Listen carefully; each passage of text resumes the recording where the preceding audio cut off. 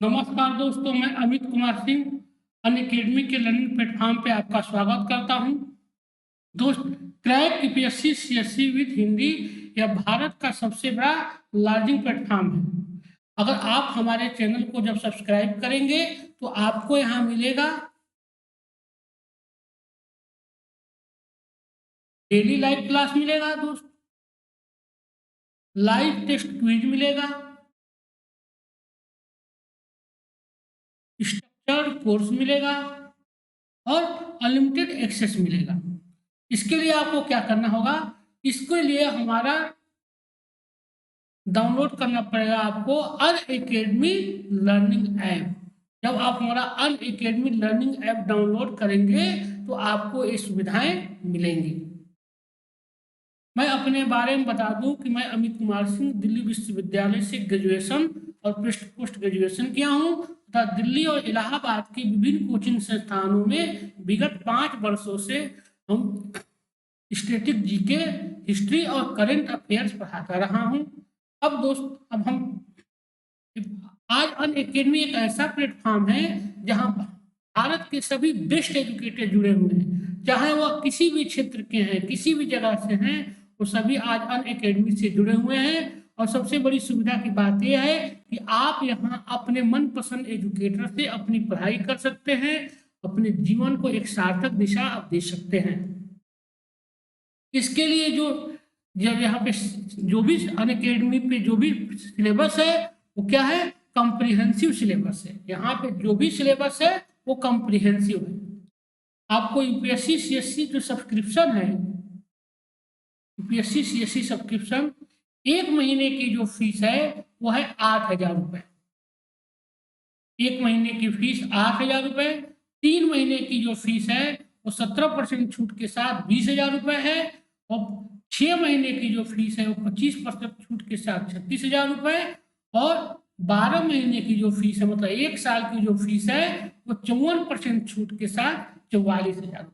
अगर आप UPSC CSC subscription करते हैं तो आप जरूर कीजिए, क्योंकि इसे बहुत ही नॉमिनल फीस है। इससे कम फीस में कोई भी इंस्टीट्यूशन आपको इससे बेहतर सेवा नहीं दे सकता है। दोस्तों, यूपीएससी सीएससी हिंदी में 2 तरह का कोर्स है। एक है पहला प्लस कोर्स। प्लस कोर्स में हम देखते हैं क्या है।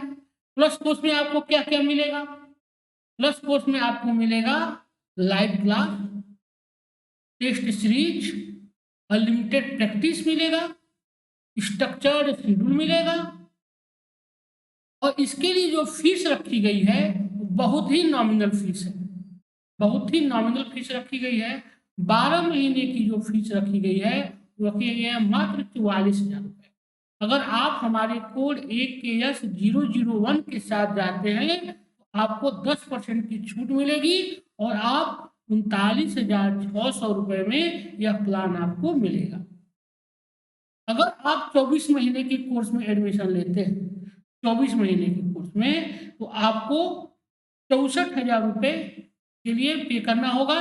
अगर आप हमारे कोड AKS001 के साथ जाते हैं तो आपको 10% की छूट मिलेगी और आप 57,600 में आपको ये प्लान पड़ेगा।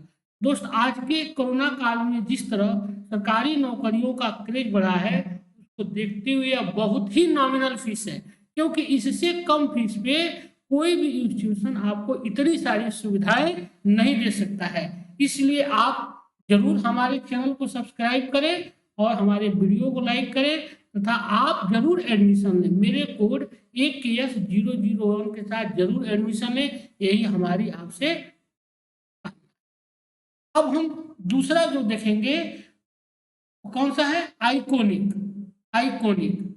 यूपीएससी सीएससी हिंदी में जो दूसरा जो है वो आइकोनिक है। इसमें आपको क्या क्या मिलेगा, लाइव क्लास मिलेगा, टेस्ट सीरीज मिलेगा, अनलिमिटेड प्रैक्टिस, स्ट्रक्चर्ड शेड्यूल मिलेगा, personal coach, daily mains Q&A practice, study planner मिलेगा आपको और पर्सनल फीडबैक दिया जाएगा। इसके लिए जो फीस रखी गई है बहुत ही नॉमिनल फीस रखी गई है। 12 महीने की जो फीस रखी गई है वो मात्र 64,000। अब सोचिए आप कि 64,000 रुपए में इतनी सारी सुविधाएं आपको अनअकैडमी प्रोवाइड करा रही है। अगर आप हमारे कोड AKS001 के साथ आते हैं तो आपको 10% की छूट मिलेगी और आपको यह प्लान पड़ेगा 57,600 रुपए में। वहीं पे 24 महीने का जो फीस रखा गया है वह रखा गया है 99,000 रुपए। 2 साल की मात्र 99,000 रुपए। अगर आप हमारे कोड AKS001 के साथ जाते हैं तो आपको 10% की छूट मिलेगी और 89,100 रुपए में आपको ये प्लान पड़ेगा। दोस्त, आज के समय में जिस तरह सरकारी नौकरियों का क्रेज बढ़ा है उसको देखते हुए कुछ भी बहुत ही नॉमिनल फीस है। और इसमें भी आइकॉनिक में जो 2 साल का जो कोर्स है यह उनके लिए है जो अभी अभी तैयारी करने का मन बना रहे हैं या तो अभी अभी ग्रेजुएशन पास किए हैं, क्योंकि यूपीएससी सीएससी की तैयारी एक दिन में तो होती नहीं है। इसके लिए काफी लंबा वक्त चाहिए, 2 से 3 साल चाहिए। उसके लिए यह प्लान बहुत ही बेहतर है। इसलिए आप जरूर हमारी संस्था से जुड़े और हमारे कोड AKS001 के माध्यम से आप जरूर एडमिशन लें, यही हमारी आपसे कामना है। और इसी के साथ अब हम चलते हैं अपने विषय वस्तु पे। आज हम यहाँ पढ़ेंगे दोस्त ऋग वैदिक। हम यहाँ देखेंगे ऋग वैदिक। ऋग वैदिक काल में सबसे पहले आखिर इसको ऋग वैदिक काल क्यों कहा जाता है? इसको ऋग वैदिक काल क्यों कहा जाता है? बताइए आप, इसको ऋग वैदिक काल क्यों कहा? बताइए, इसको ऋग वैदिक काल क्यों कहा जाता है? बताइए आप लोग।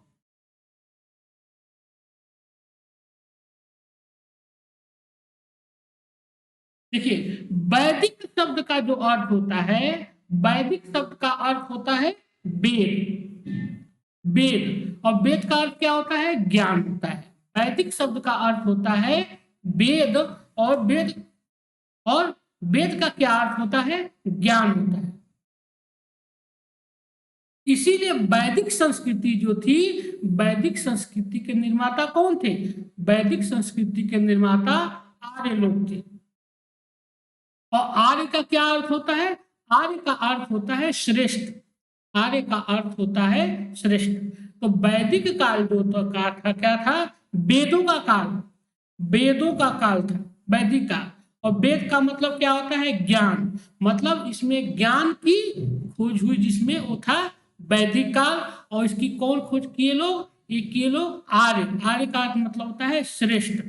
ठीक है, आर्य का सूचक है।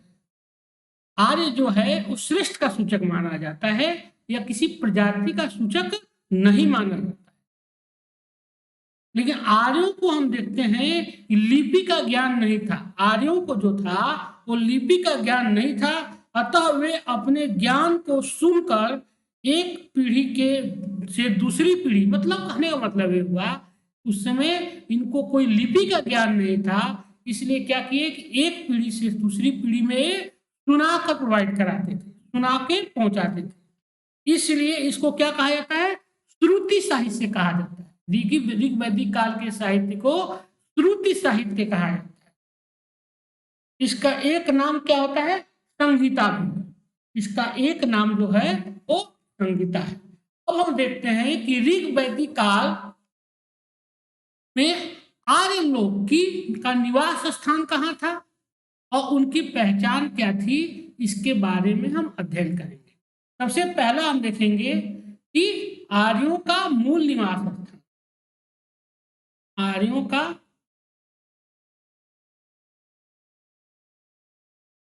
आर्यों का मूल निवास और पहचान। देखिए, आर्यों के मूल निवास को लेकर क्या है, वो विद्वानों में बहुत मतभेद है। आर्यों के मूल निवास को लेकर हम देखते हैं कि विद्वानों में बहुत मतभेद है। लेकिन जो सबसे सर्वमान्य मत माना जाता है वो है मैक्स मुलर का। मैक्स मुलर का जो मत है वो सबसे सर्वमान्य मत माना जाता है। और वो कहते हैं कि आर्यों का जो निवास स्थान था वो आल्प्स पर्वत के पूर्वी क्षेत्र के आसपास बताया जाता है। आल्प्स जिसको आज क्या कहा जाता है?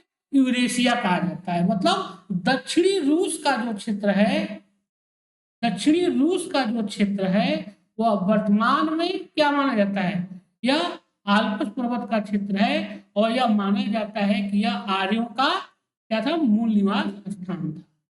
मूल निवास स्थान कहाँ था, आल्प्स पर्वत का पूर्वी क्षेत्र, मतलब जिसको वर्तमान यूरेशिया या दक्षिणी रूस कहा जाता है, यह आर्यों का मूल निवास स्थान था।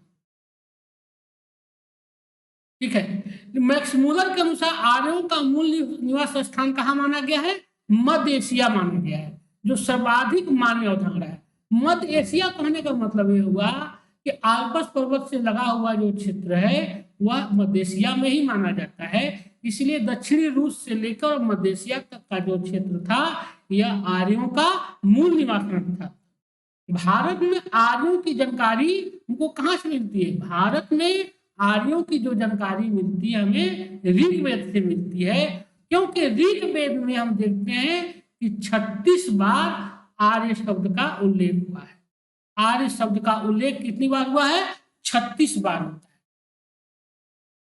आर्य शब्द का उल्लेख 36 बार हुआ है। ये पूछता है परीक्षा में, यह परीक्षा में पूछता है कि ऋग्वेद में आर्य शब्द का उल्लेख कितनी बार हुआ है, वो 36 बार। आर्य जो थे, आर्य थे, अब देखते हैं कि इसके आर्य से पहले सिंधु सभ्यता थी भारत में। सिंधु सभ्यता जो थी वह एक क्या थी, नगरीय सभ्यता थी, नगरीय सभ्यता थी। लेकिन जो वैदिक सभ्यता थी वह एक ग्रामीण सभ्यता थी और यहाँ के लोगों का मुख्य जो व्यवसाय था वो क्या था, पशुचारण और कृषि। पशुचारण था। सबसे पहले जब आर्य जो आए किस रूप में आए, कबीले के रूप में आए। आर्य सबसे पहले आए कबीले के रूप में आए और उनका मुख्य व्यवसाय था पशुचारण और कृषि का उसमें स्थान क्या था, गौण था। शुरुआती समय में ये पशुचारण के रूप में थे। इनका मुख्य व्यवसाय क्या था, पशुचारण था और कृषि इनका कृषि गौण स्थान था कृषि का।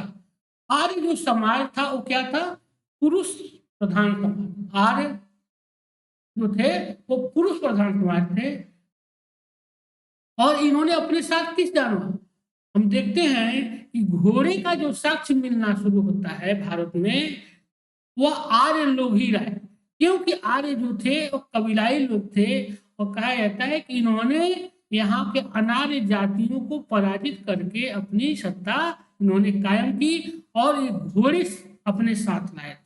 घोड़े और रथ का प्रयोग इन्हों, इसीलिए हम देखते हैं कि पालतू घोड़े के रूप में पहली बार 6ठी शताब्दी के में काला सागर और यूराल पर्वत के क्षेत्र में प्रयोग में सबसे पहली बार लाए। ईसा पूर्व 6ठी शताब्दी में घोड़ों का प्रयोग सबसे पहले मिलता है। 3000 ईसा पूर्व यूराल के क्षेत्र में घोड़े की लगभग 60,000 अस्थियां मिली हैं। घोड़े की लगभग 60,000 अस्थियां मिली हैं।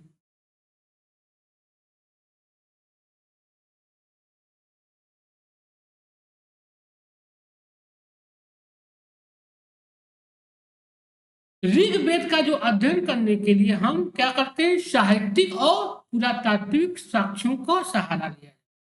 ऋग्वेद के अध्ययन के लिए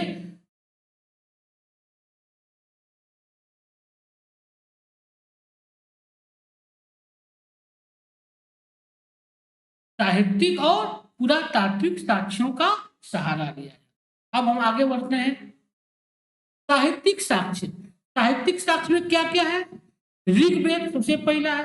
ऋग्वेद में मिलता है किसका, आर्यों का वर्णन मिलता है, क्योंकि हम देखते हैं कि ऋग्वेद में 36 बार आर्यों का उल्लेख हुआ है। ऋग्वेद क्या है, ऋग्वेद एक संहिता है। ऋग्वेद जो है एक संहिता है जिसमें 10 मंडल और सूक्त है। वो सूक्त है, सक्त नहीं है, सूक्त है। 10 मंडल और सूक्त हैं। ऋग्वेद के 3 पाठ हैं, शाकल जिसमें 1027 मंत्र हैं, दूसरा बाल्यखिल्य है जिसमें 11 मंत्र हैं और तीसरा है वास्कल जिसमें 56 मंत्र है। मतलब कितना हो गया 1030, 1056 और 1067, 1067 पद है किसमें, मतलब ऋग्वेद में। कितने मंडल हैं, कई बार एग्जाम में पूछा गया है, 10 मंडल है ऋग्वेद में, 10 मंडल है। और 10वां मंडल जो कहा जाता है कि बाद में जोड़ा गया है, और 10वें मंडल में ही वर्णन मिलता है कि परम पुरुष के शरीर के से 4 वर्णों की उत्पत्ति होती है। मतलब 4 जातियों की उत्पत्ति 10वें मंडल में होती है, जिसमें ब्राह्मण, क्षत्रिय, वैश्य और शूद्र की उत्पत्ति। पुरातात्विक साक्ष्य में क्या है, सबसे पहले हम देखते हैं बोगज कोई अभिलेख। बोगज कोई अभिलेख पुरातात्विक साक्ष्य में सबसे पहला है बोगाज कोई अभिलेख, जिसको मितन्नी अभिलेख भी कहा जाता है। आर्यों को जानने के लिए, ऋग्वैदिक काल को जानने के लिए सबसे पहले ऋग्वेद का, ऋग्वेद में क्या है, ऋग्वेद में जो है 1027 इसके 3 पाठ हैं, 3 पाठ में 1027 शाकल है और 2 बालखिल्य हैं, बालखिल्य 11 हैं और वास्कल 56 है। 3 पाठ है। एक तो ऋग्वेद है साहित्यिक साक्ष्य के रूप में, और पुरातात्विक साक्ष्य में क्या है, बोगज कोई अभिलेख है।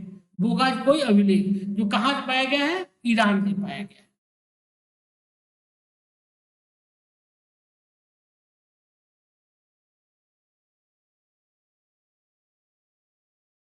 क्योंकि बोगज कोई अभिलेख में ही यह 1400 ईसा पूर्व का अभिलेख है। 1400 ईसा पूर्व का अभिलेख है कौन, बोगज कोई अभिलेख, जिसमें 4 देवताओं का वर्णन मिलता है, 4 वैदिक देवताओं का, जो काफी बार परीक्षा में पूछा गया है। इंद्र, वरुण, मित्र और नासत्य, कई बार पूछा गया है परीक्षा में। इंद्र, वरुण, मित्र और नासत्य का उल्लेख मिलता है किसमें, बोगज कोई अभिलेख में। इसके अतिरिक्त इनका उल्लेख और कहाँ मिलता है, ऋग्वेद में भी मिलता है। इसीलिए कहा जाता है कि साक्ष्य के रूप में प्रयोग किया जाता है कि दोनों में इसका मिलता है, इंद्र, वरुण, मित्र और नासत्य का उल्लेख मिलता है। दूसरा है कस्सासाइट अभिलेख।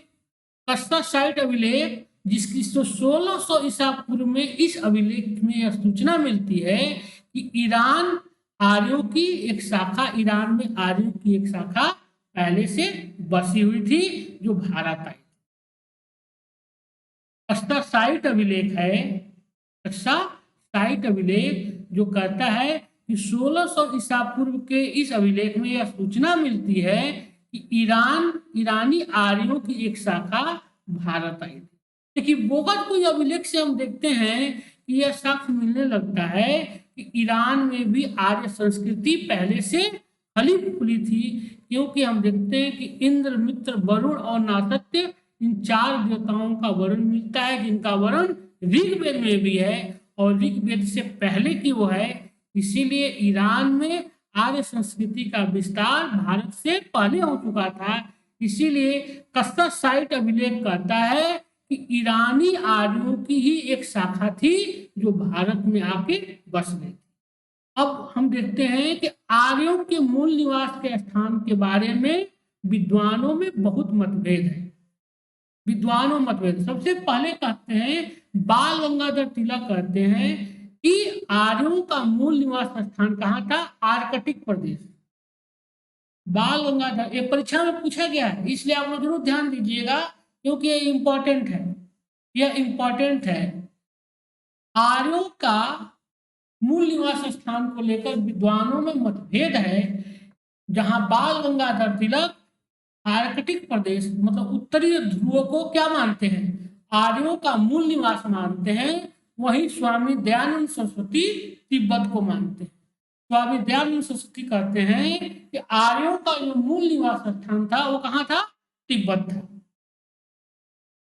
डॉक्टर संपूर्णानंद कहते हैं कि आल्पस पर्वत के पूर्व में यूरेशिया के निकट। डॉक्टर संपूर्णानंद कहते हैं कि आल्पस पर्वत के पूर्व में यूरेशिया के निकट डॉक्टर संपूर्णानंद, जो बाद में उत्तर प्रदेश के मुख्यमंत्री भी थे, उनका कहना है कि आर्यों का मूल निवास स्थान जो है वो कहाँ है, यूरेशिया के निकट है। डॉक्टर अविनाश चंद्र कहते हैं कि सप्त सिंधु क्षेत्र, मतलब पंजाब को ही ये आर्यों का मूल क्षेत्र मानते हैं। डॉक्टर अविनाश चंद्र पंजाब को ही आर्यों का मूल क्षेत्र मानते हैं। वहीं पंडित गंगानाथ झा कहते हैं कि ब्रह्मर्षि देश, मतलब भारत को ही आर्यों का ये मूल निवास स्थान मानते हैं। डीएस त्रिवेदी मुल्तान को मानते हैं। मेयर कीथ ओल्डनबर्ग कहते हैं कि नहीं, पामीर का जो पठार का क्षेत्र है ये आर्यों का मूल निवास था। और सर विलियम जोन्स कहते हैं कि यूरोप, जो सबसे सर्वमान्य मत है कि दक्षिणी यूरोप मतलब का क्षेत्र जो है वही आर्यों का मूल निवास स्थान था। पी गाइल्स कहते हैं कि हंगरी। मैक्स मुलर मानते हैं कि मध्य एशिया, सबसे सर्वमान्य मत, सबसे सर्वमान्य मत मध्य एशिया, मैक्स मुलर कहते हैं। बेनिस्टन कहते हैं दक्षिणी रूस, और नेहरिंग और गार्डन चाइल्ड्स बताते हैं कि दक्षिणी रूस। मतलब कहने का मतलब ये हुआ कि मध्य एशिया से लेकर और दक्षिणी रूस तक ही आर्यों का क्या था, विस्तार था। आर्य संस्कृति यहीं से भारत की तरफ, ईरान होती हुई भारत की तरफ आई और फली फूली। पेनका और हट कहते हैं कि जर्मनी के मैदान का भाग। एलडी कल्ला कहते हैं कि कश्मीर और हिमालय का क्षेत्र है। और रोड्स कहते हैं कि बैक्टीरिया का क्षेत्र जो था वो आर्यों का मूल निवास स्थान था। लेकिन जो सबसे सर्वमान्य मत है वो है आर्यों का मूल निवास स्थान मध्य एशिया और दक्षिणी रूस के आस, मध्य एशिया और दक्षिणी रूस के आसपास था आर्यों का मूल निवास स्थान, जो कई बार परीक्षाओं में पूछा गया है। आर्यों का मूल निवास स्थान कहाँ था, उसका आंसर होता है दक्षिणी रूस। अब हम देखेंगे कि ऋग्वेद की रचना की तिथि को लेकर भी विवाद है। ऋग्वेद की रचना की तिथि को लेकर भी विवाद है। कुछ विद्वान कहते हैं कि 3000 ईसा पूर्व, मैक्स मुलर मानते हैं कि 1200 से 1000 ईसा पूर्व, तिलक कहते हैं कि 6000 ईसा पूर्व। लेकिन जो सर्वमान्य, सबसे सर्वमान्य तिथि माना जाता है, जो आप लोगों को याद रखना है, जो परीक्षा में पूछा जाता है, वो है 1500 से 1000 ईसा। 1500 से 1000 ईसा पूर्व जो रहा वो आर्यों, मतलब क्या रहा, ऋग्वेद की रचना की तिथि मानी जाती है। 1500 से 1000 ईसा पूर्व के बीच ऋग्वेद की रचना।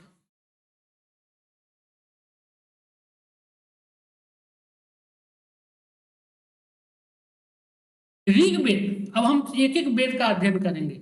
सबसे पहले हम देखेंगे ऋग्वेद। ऋग्वेद कहता है कि भारत आगमन के क्रम में आर्य मध्य एशिया और ईरान से भारत में आर्यों की जानकारी ऋग्वेद में मिलती है। हम देखते हैं कि ऋग्वेद कहता है कि भारत सबसे पहले, उसके पहले भी हम देखते हैं कि भूगज कोई अभिलेख से भी ये सिद्ध होने लगता है, और कर्ससाइट अभिलेख से भी सिद्ध होता है कि भारत में आर्य लोग कब आए और कहाँ से आए थे। तो जो ऋग्वेद जो कहता है कि भारत में आर्य जो संस्कृति थी वो कहाँ से आई, वो मध्य एशिया और दक्षिणी, मतलब मध्य एशिया और ईरान से होते हुए ये भारत पहुंचे। मध्य एशिया, इसीलिए मैक्स मुलर महोदय का कहना है कि आर्यों का जो मूल निवास स्थान था वो कहाँ था, वो था मध्य एशिया। अब हम आगे बढ़ते हैं। दोस्तों, मेरा नाम अमित कुमार सिंह है और मेरा कोड है AKS001। आप हमारे कोड के माध्यम से जरूर एडमिशन लें और आप हमारे वीडियो को लाइक कीजिए और हमारे चैनल को सब्सक्राइब कीजिए। नमस्कार। चलिए हम आगे बढ़ते हैं। बहुत इंपॉर्टेंट है परीक्षा की दृष्टि से दोस्त, यह चैप्टर काफी इंपॉर्टेंट है। अब ऋग्वेद हिंद यूरोपीय भाषाओं का सबसे प्राचीनतम और पवित्र ग्रंथ माना जाता है। ऋग्वेद को हिंद यूरोपीय भाषाओं, हिंद यूरोपीय भाषा कहने का मतलब हो गया कि आर्यों की जो भाषा थी वो क्या थी, हिंद यूरोपीय भाषा थी। यह सबसे प्राचीनतम और पवित्र ग्रंथ माना जाता है। ऋग्वेद में भी हम देखते हैं कि इंद्र मित्र वरुण की स्मृतियां हैं। इंद्र ऋग्वेद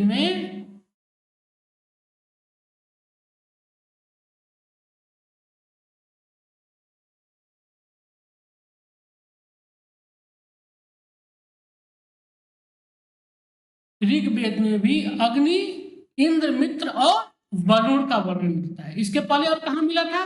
बोगज कोई अभिलेख में मिला था। इसीलिए कहा जाता है कि ईरान से ही ईरानी आर्यों की एक शाखा थी जो भारत में आके बस गई और जिसने ऋग्वेद की रचना किया, क्योंकि यहाँ के ऋग्वेद में भी अग्नि, इंद्र, मित्र और वरुण का वर्णन मिलता है। भारत में जो है ऋग्वेद की रचना किसने किया है? ऋग्वेद की रचना जो है वो ऋषियों के द्वारा किया गया, विभिन्न गोत्रों के ऋषियों के द्वारा किया गया। उसमें क्या है? मंत्र सृष्टाओं ने की है, जिनकी रचना विभिन्न गोत्रों के ऋषियों और मंत्र सृष्टाओं कहने का मतलब हुआ कि मंत्रों की रचना करने। क्या है? हम देखते हैं कि ऋग्वेद में 10 मंडल हैं। ऋग्वेद में जो है वो कितने मंडल हैं? 10 मंडल हैं, और 10 मंडल किसी न किसी ऋषि के नाम पे रखा गया है, जिनमें से 2 से 7 तक जो है वो सबसे प्राचीन माने जाते हैं। दूसरे मंडल से लेकर और 7वां मंडल तक तो है वो सबसे प्राचीनतम अंश माना जाता है, और प्रथम मंडल और 10म मंडल जो है वो बाद में जोड़ा गया है। मतलब प्रथम मंडल और 10म मंडल जो है वो फर्स्ट और लास्ट जो सबसे बाद में जोड़ा गया है, और 2 से 7 तक जो क्या है प्राचीन अंश है, सबसे प्राचीन माना जाता है। कितना है? 10 मंडल है। 10 में से पहला और 10वां मंडल जो है बाद में जोड़ा गया है, और ऋग्वेद के मंत्रों को पाठ करने वालों को क्या कहा जाता था? पुरोहित कहा जाता। इसमें 10 मंडल हैं, जिनमें से 2 से 7 तक प्राचीनतम अंश हैं। प्रथम और 10म मंडल सबसे अंत में जोड़े गए हैं। ऋग्वेद में के मंत्रों का पाठ करने वाला पुरोहित क्या कहलाता था? होत्री कहा जाता था। पुरोहित जो था वो होत्री कहा जाता था। ऋग्वेद के मंत्रों का पाठ करने वाला पुरोहित होत्री कहा जाता था। बहुत बार होत्री या होता कुछ भी कहा, समझ लीजिए, दोनों कहा जाता था, क्योंकि यह परीक्षा में कई बार पूछा गया है कि ऋग्वेद के मंत्रों का पाठ करने वाला क्या कहा जाता था? तो होत्री या होता कहा जाता था। ऋग्वेद में कितने मंडल हैं? ऋग्वेद में 10 मंडल हैं। दूसरा और 7वां मंडल सबसे प्राचीन है, और प्रथम और 10म मंडल को बाद में जोड़ा गया है, जिसमें 10म मंडल में ही हम देखते हैं कि 4 जातियों का वर्णन।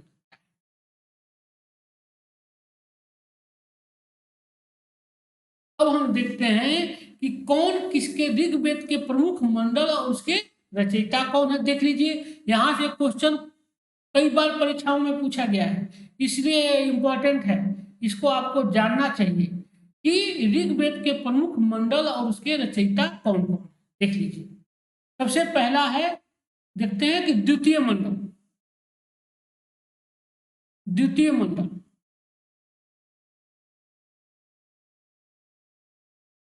महर्षि गृहसमद भार्गव के द्वारा लिखा गया है। गृहसमद भार्गव के द्वारा द्वितीय मंडल। तृतीय मंडल जो है वह विश्वामित्र को समर्पित है। तृतीय मंडल महर्षि विश्वामित्र को, और इसी में पहली बार गायत्री मंत्र का उल्लेख मिलता है। बहुत इंपॉर्टेंट है, पूछा गया है कई बार कि तृतीय मंडल किससे संबंधित है, किस ऋषि से? वो है विश्वामित्र ऋषि से। और इसमें किसका वर्णन मिलता है? वो गायत्री मंत्र का वर्णन किसमें मिलता है? तृतीय मंडल में मिलता है। चौथा मंडल जो है वो महर्षि वामदेव को समर्पित है। चौथा मंडल जो है ऋग्वेद का वो है महर्षि वामदेव को समर्पित। इसमें किसका वर्णन मिलता है? कृषि संबंधी प्रक्रिया का वर्णन मिलता है। कृषि संबंधी प्रक्रिया का वर्णन कहाँ मिलता है? चौथे मंडल में मिलता है। कौन है इसके? वामदेव। पांचवा जो है महर्षि अत्रि को समर्पित है। छठवां मंडल जो है महर्षि भारद्वाज को समर्पित है। सातवां मंडल जो है वो महर्षि वशिष्ठ को है। आठवां मंडल जो है वो कण्व ऋषि अंगिरस को है। और नौवां मंडल जो है वो पौमान अंगीरा सोम का वर्णन जिसमें मिलता है। नौवें मंडल में ही किसका वर्णन मिलता है? सोम का वर्णन मिलता है। और 10वां मंडल जो है वो क्षुद्र सुक्ति महासुक्ति का वर्णन मिलता है। क्षुद्र सुक्ति और महासुक्ति, इस तरह 10वें मंडल में द्वितीय मंडल जो है गिरिशमत भार्गव के समर्पित है। तृतीय मंडल कई बार एग्जाम में पूछा गया है, विश्वामित्र का, महर्षि विश्वामित्र, और इसी में किसका वर्णन मिलता है? गायत्री मंत्र का वर्णन मिलता है। चौथा जो मंडल है वो महर्षि वामदेव को समर्पित है और इसमें कृषि संबंधी प्रक्रिया की जानकारी कहाँ मिलती है? हमको चौथे मंडल में मिलती है। और पांचवा जो मंडल है महर्षि अत्रि को समर्पित है और छठा मंडल है वो महर्षि भारद्वाज को समर्पित है और सातवां मंडल महर्षि वशिष्ठ को और आठवां मंडल महर्षि कण्व अंगिरस को समर्पित है और नौवां मंडल पौमान अंगिरा को समर्पित है जिसमें सोम का वर्णन मिलता है। और 10वां जो मंडल है क्षुद्र सुक्ति महासुक्ति का वर्णन। इस तरह 10वें मंडल का आप जान लीजिए और इसमें कुछ मुख्य याद जरूर रखिएगा। तृतीय को, चौथे को, पांचवें को, छठे को, सातवें को और आठवें को, क्योंकि यह परीक्षा में कई बार पूछा गया है कि कौन सा मंडल की रचयिता कौन है और यह किसको समर्पित है, तो आप यहाँ से जान सकते हैं। गायत्री मंत्र का उल्लेख कहाँ मिलता है? तो तृतीय मंडल में मिलता है। तृतीय मंडल के रचयिता कौन है? महर्षि विश्वामित्र है। इसलिए यह काफी इंपॉर्टेंट है, आप इसको देख लीजिए। तो हम पानी पी लें, आप लोग भी।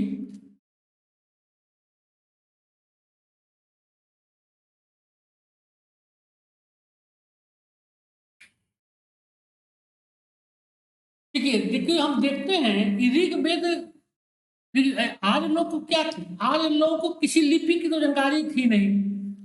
आर्य लोगों को जो था वो किसी लिपि की जानकारी थी नहीं। जब लिपि की जानकारी नहीं होगी तो कोई रचना नहीं करेंगे। लेकिन ये क्या किए, ये एक पीढ़ी से दूसरी पीढ़ी को कहानी के रूप में सुनाते गए, जिसकी रचना जाके बाद में हुई। लेकिन यह माना जाता है कि 1500 से 1000 ईसा पूर्व के आसपास ऋग्वेद की भारत में रचना, ऋग्वेद की रचना। अब आगे हम चलते हैं। अब देखते हैं जो परीक्षा में बहुत बार पूछा गया है कि किस शब्द का प्रयोग कितनी बार हुआ है ऋग्वेद। सबसे पहले देखते हैं कि पिता शब्द को का वर्णन 335 बार, पिता शब्द का वर्णन 335 बार ऋग्वेद में है। जन का 275 बार, इंपॉर्टेंट है, कई बार परीक्षा में पूछा गया है कि जन का उल्लेख कितनी बार हुआ है, इंपॉर्टेंट है। इंद्र का उल्लेख कई बार पूछा गया है, 250 बार। माता का उल्लेख 234 बार। अश्व का 215 बार।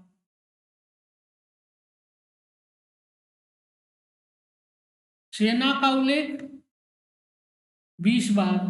ब्राह्मण का उल्लेख 15 बार होता है। ग्राम का 13 बार। बृहस्पति का 11 बार और राष्ट्र का 10 बार। कहने का मतलब ये हुआ कि सबसे ज्यादा, अगर कोई ऋग्वेद में जो सबसे प्रचलित और सबसे प्रमुख जो देवता थे वो इंद्र थे, क्योंकि आर्यों के मुख्य देवता इंद्र थे। इंद्र को क्या कहा गया है? पुरंदर कहा जाता है। पुरंदर मतलब दुर्गों को तोड़ने वाला, दुर्गों को तोड़ने वाला या जीतने वाला, पुरंदर, पुरंदर कहा जाता है। क्योंकि आर्य जो थे, क्योंकि वो बाहर से आए थे, उन्होंने अनार्य जातियों को पराजित करके क्या किया? अपने आर्य संस्कृति का उन्होंने विस्तार किया। इसलिए कहा जाता है कि इंद्र उनके प्रमुख देवता थे, जिनका वर्णन ऋग्वेद में सबसे ज्यादा बार 250 बार। जन कबीला थे, जन सभा समिति, जन जो थे क्या थे? इनकी कबीलाई संस्कृति में इनकी समितियां थी। इसलिए जन का जो उल्लेख होता है वह 275 बार हुआ है, जो कई बार परीक्षा अब हम आगे बढ़ते हैं। अग्नि का उल्लेख, ये भी कई बार पूछा हुआ है परीक्षा में। अग्नि का उल्लेख कितनी बार हुआ है? अग्नि का उल्लेख 200 बार होता है। गाय का उल्लेख 176 बार होता है। विष का 170 बार, सोम देवता का 144 बार उल्लेख हुआ है। विदथ का 122 बार, विष्णु का 100 बार उल्लेख किया गया है। गण का 46 बार उल्लेख होता है। क्षत्रिय शब्द 9 बार, समिति का 9 बार, सभा का 8 बार, यमुना का 3 बार, रुद्र का 3 बार, वैश्य का 1 बार और शूद्र का 1 बार वर्णन मिलता है। क्योंकि दशम मंडल में ही हम जाके देखते हैं ब्राह्मण, क्षत्रिय, वैश्य और शूद्र का वर्णन मिलता है। तो अग्नि का 200 बार, कई बार पूछा गया है। सबसे ज्यादा बार किसका वर्णन मिलता है? सबसे ज्यादा बार इंद्र का वर्णन मिलता है देवताओं में 250 बार, अग्नि का मिलता है 200 बार। ठीक है, सोम को मिलता है 144 बार और 275 बार सबसे ज्यादा जन का होता है। जन क्या थे?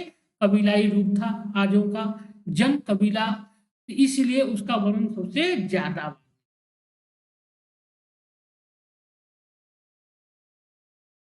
कृषि का 33 बार देखते हैं, वरुण का 30 बार देखते हैं, वर्ण का उल्लेख 23 बार हुआ है, गंगा का 1 बार और राजा का 1 बार और पृथ्वी का 1 बार। ये कई बार पूछा हुआ है कि गंगा का उल्लेख कितनी बार हुआ है? 1 बार। गंगा का उल्लेख 1 बार होता है और सरस्वती का उल्लेख 3 बार हुआ है। और सबसे ज्यादा बार किसी नदी का उल्लेख किया गया है वो सिंधु का उल्लेख, सिंधु नदी का उल्लेख सबसे ज्यादा बार हुआ है। गंगा का उल्लेख 1 बार और सरस्वती का होता है 3 बार। सरस्वती जो थी सबसे पवित्र नदी माना गया है। ऋग्वैदिक काल की सबसे पवित्र नदी जो थी वो सरस्वती थी। यह पूछता है परीक्षा। अब हम देखते हैं कि चौथे मंडल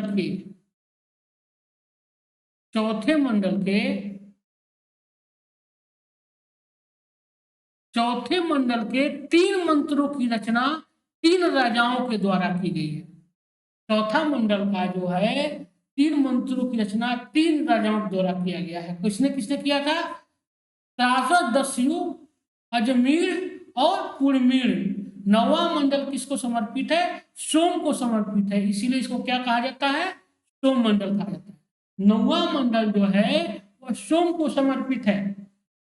ऋग्वेद का 9वां मंडल जो है वो सोम को समर्पित है, इसीलिए इसको सोम, 9वां मंडल को क्या कहता है? सोम मंडल। कई बार परीक्षा में पूछा गया है कि ऋग्वेद का 9वां मंडल किसको समर्पित है?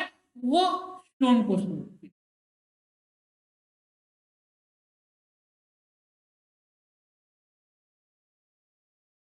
और हम देखते हैं कि 10वां जो मंडल है वो सबसे लास्ट में जो ला गया है। अतः इसी के एक भाग में पुरुष सूक्त के चतुर्वर्ण व्यवस्था की स्थापना का वर्णन मिलता है, सूचना मिलती है। ऋग्वेद के 10वें मंडल में ही चतुर्वर्ण व्यवस्था की स्थापना की सूचना मिलती है और इसी मंडल में देवी सूक्त का उल्लेख है जिसमें वाक शक्ति की उपासना की गई है। 10वें मंडल में क्या क्या है? 10वां मंडल काफी इंपॉर्टेंट है, जो परीक्षा में पूछा जाता है।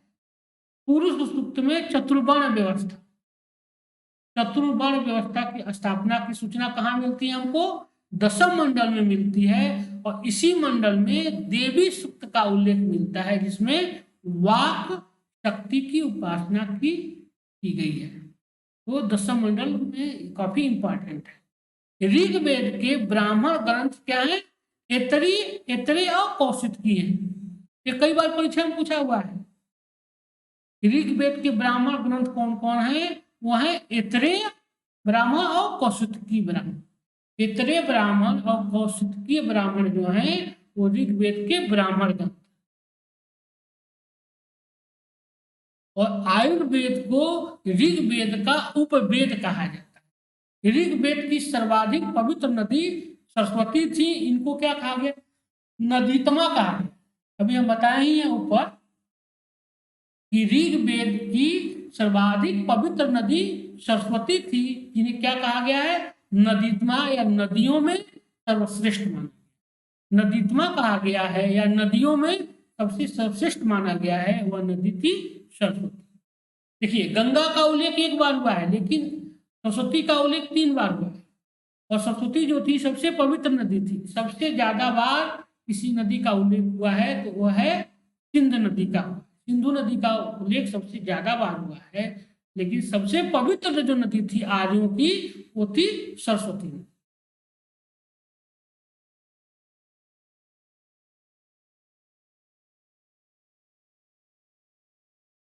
ऋग्वेद में जमुना का भी उल्लेख कितनी बार हुआ है, 3 बार। ऋग्वेद में जमुना का उल्लेख भी 3 बार हुआ है। 3 बार। गंगा और जाह्नवी का उल्लेख 1 बार। इसमें मिलता है दशम मंडल में मिलता है। असतो मा सदगमय वाक्य ऋग्वेद से लिया गया है। असतो मा सदगमय जो वाक्य है वो ऋग्वेद से लिया गया है, जो काफी इंपॉर्टेंट है, परीक्षा में पूछा जाता है। अब देखिए ऋग्वेद में क्या क्या है जो इंपॉर्टेंट है परीक्षा की दृष्टि से। ऋग्वेद, इसके 2 ब्राह्मण हैं, कौशिकी ब्राह्मण और ऐतरेय ब्राह्मण, जो पूछा जाता है परीक्षा में। 1028 क्या है, सूक्त हैं। उपनिषद क्या है, कौशिकी है और ऐतरेय है, उपनिषद है। आरण्यक, ऐतरेय और कौशिकी। अध्येता होतु कहा जाता है, होत्री या होतु कहा जाता है। और उपवेद क्या है, आयुर्वेद है। आयुर्वेद जो है, प्रजापति जो है, उपवेद है, प्रवर्तक। तो ऋग्वेद के ब्राह्मण ग्रंथ कौन कौन है, कौशिकी और ऐतरेय। 1028 सूक्त हैं। उपनिषद है कौशिकी और ऐतरेय। आरण्यक है ऐतरेय और कौशिकी। और अध्येता मतलब ऋग्वेद का जो पाठ करता है उसको क्या कहा जाता है, होत्री या होता। होत्री या होता कहा जाता है।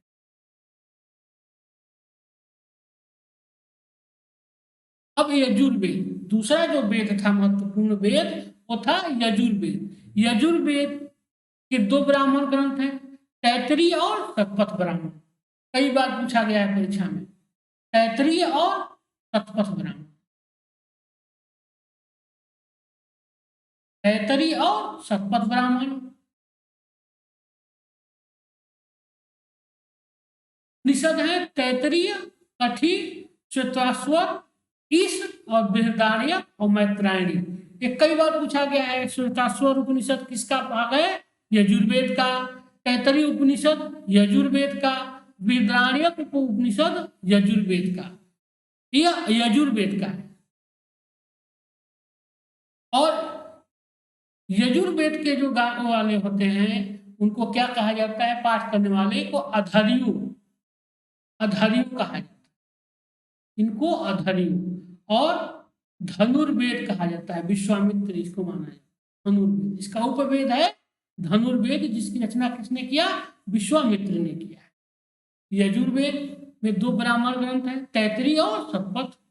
और जो इसके वो हैं क्या कहते हैं, उपनिषद हैं, तैतरीय उपनिषद, कठ उपनिषद, श्वेताश्वर उपनिषद, इस उपनिषद, बृहदारण्यक उपनिषद और मैत्रायणी उपनिषद जो हैं वो यजुर्वेद से संबंधित हैं।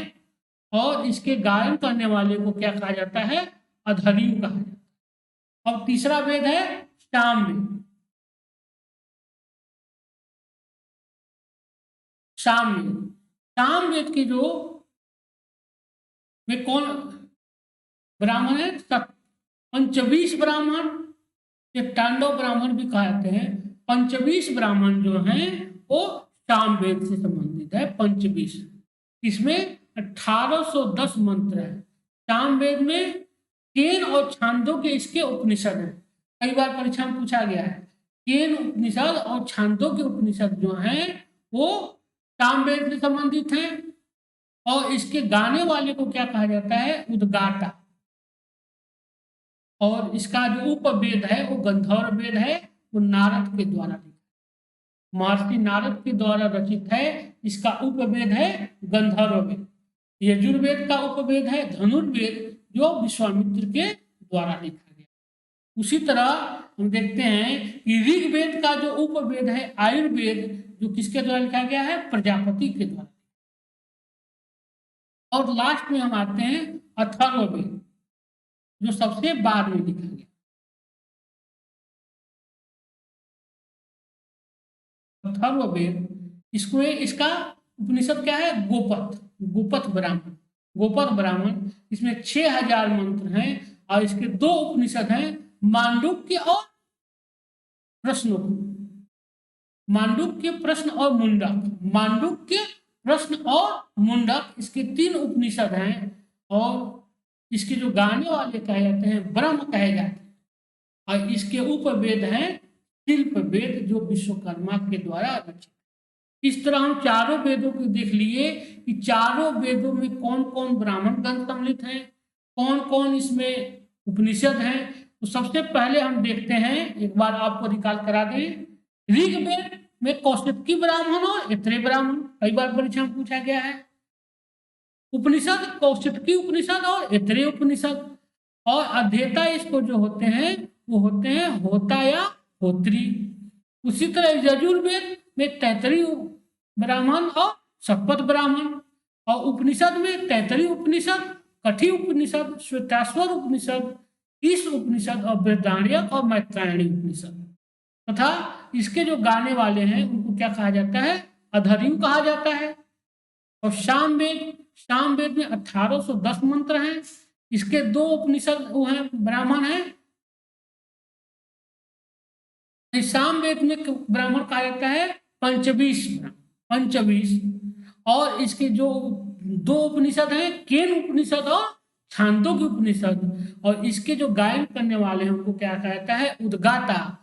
और गंधर्व वेद इसको कहा जाता है नारद। क्योंकि सामवेद जो है, सामवेद जो है वो पूरी तरह से संगीतमय है।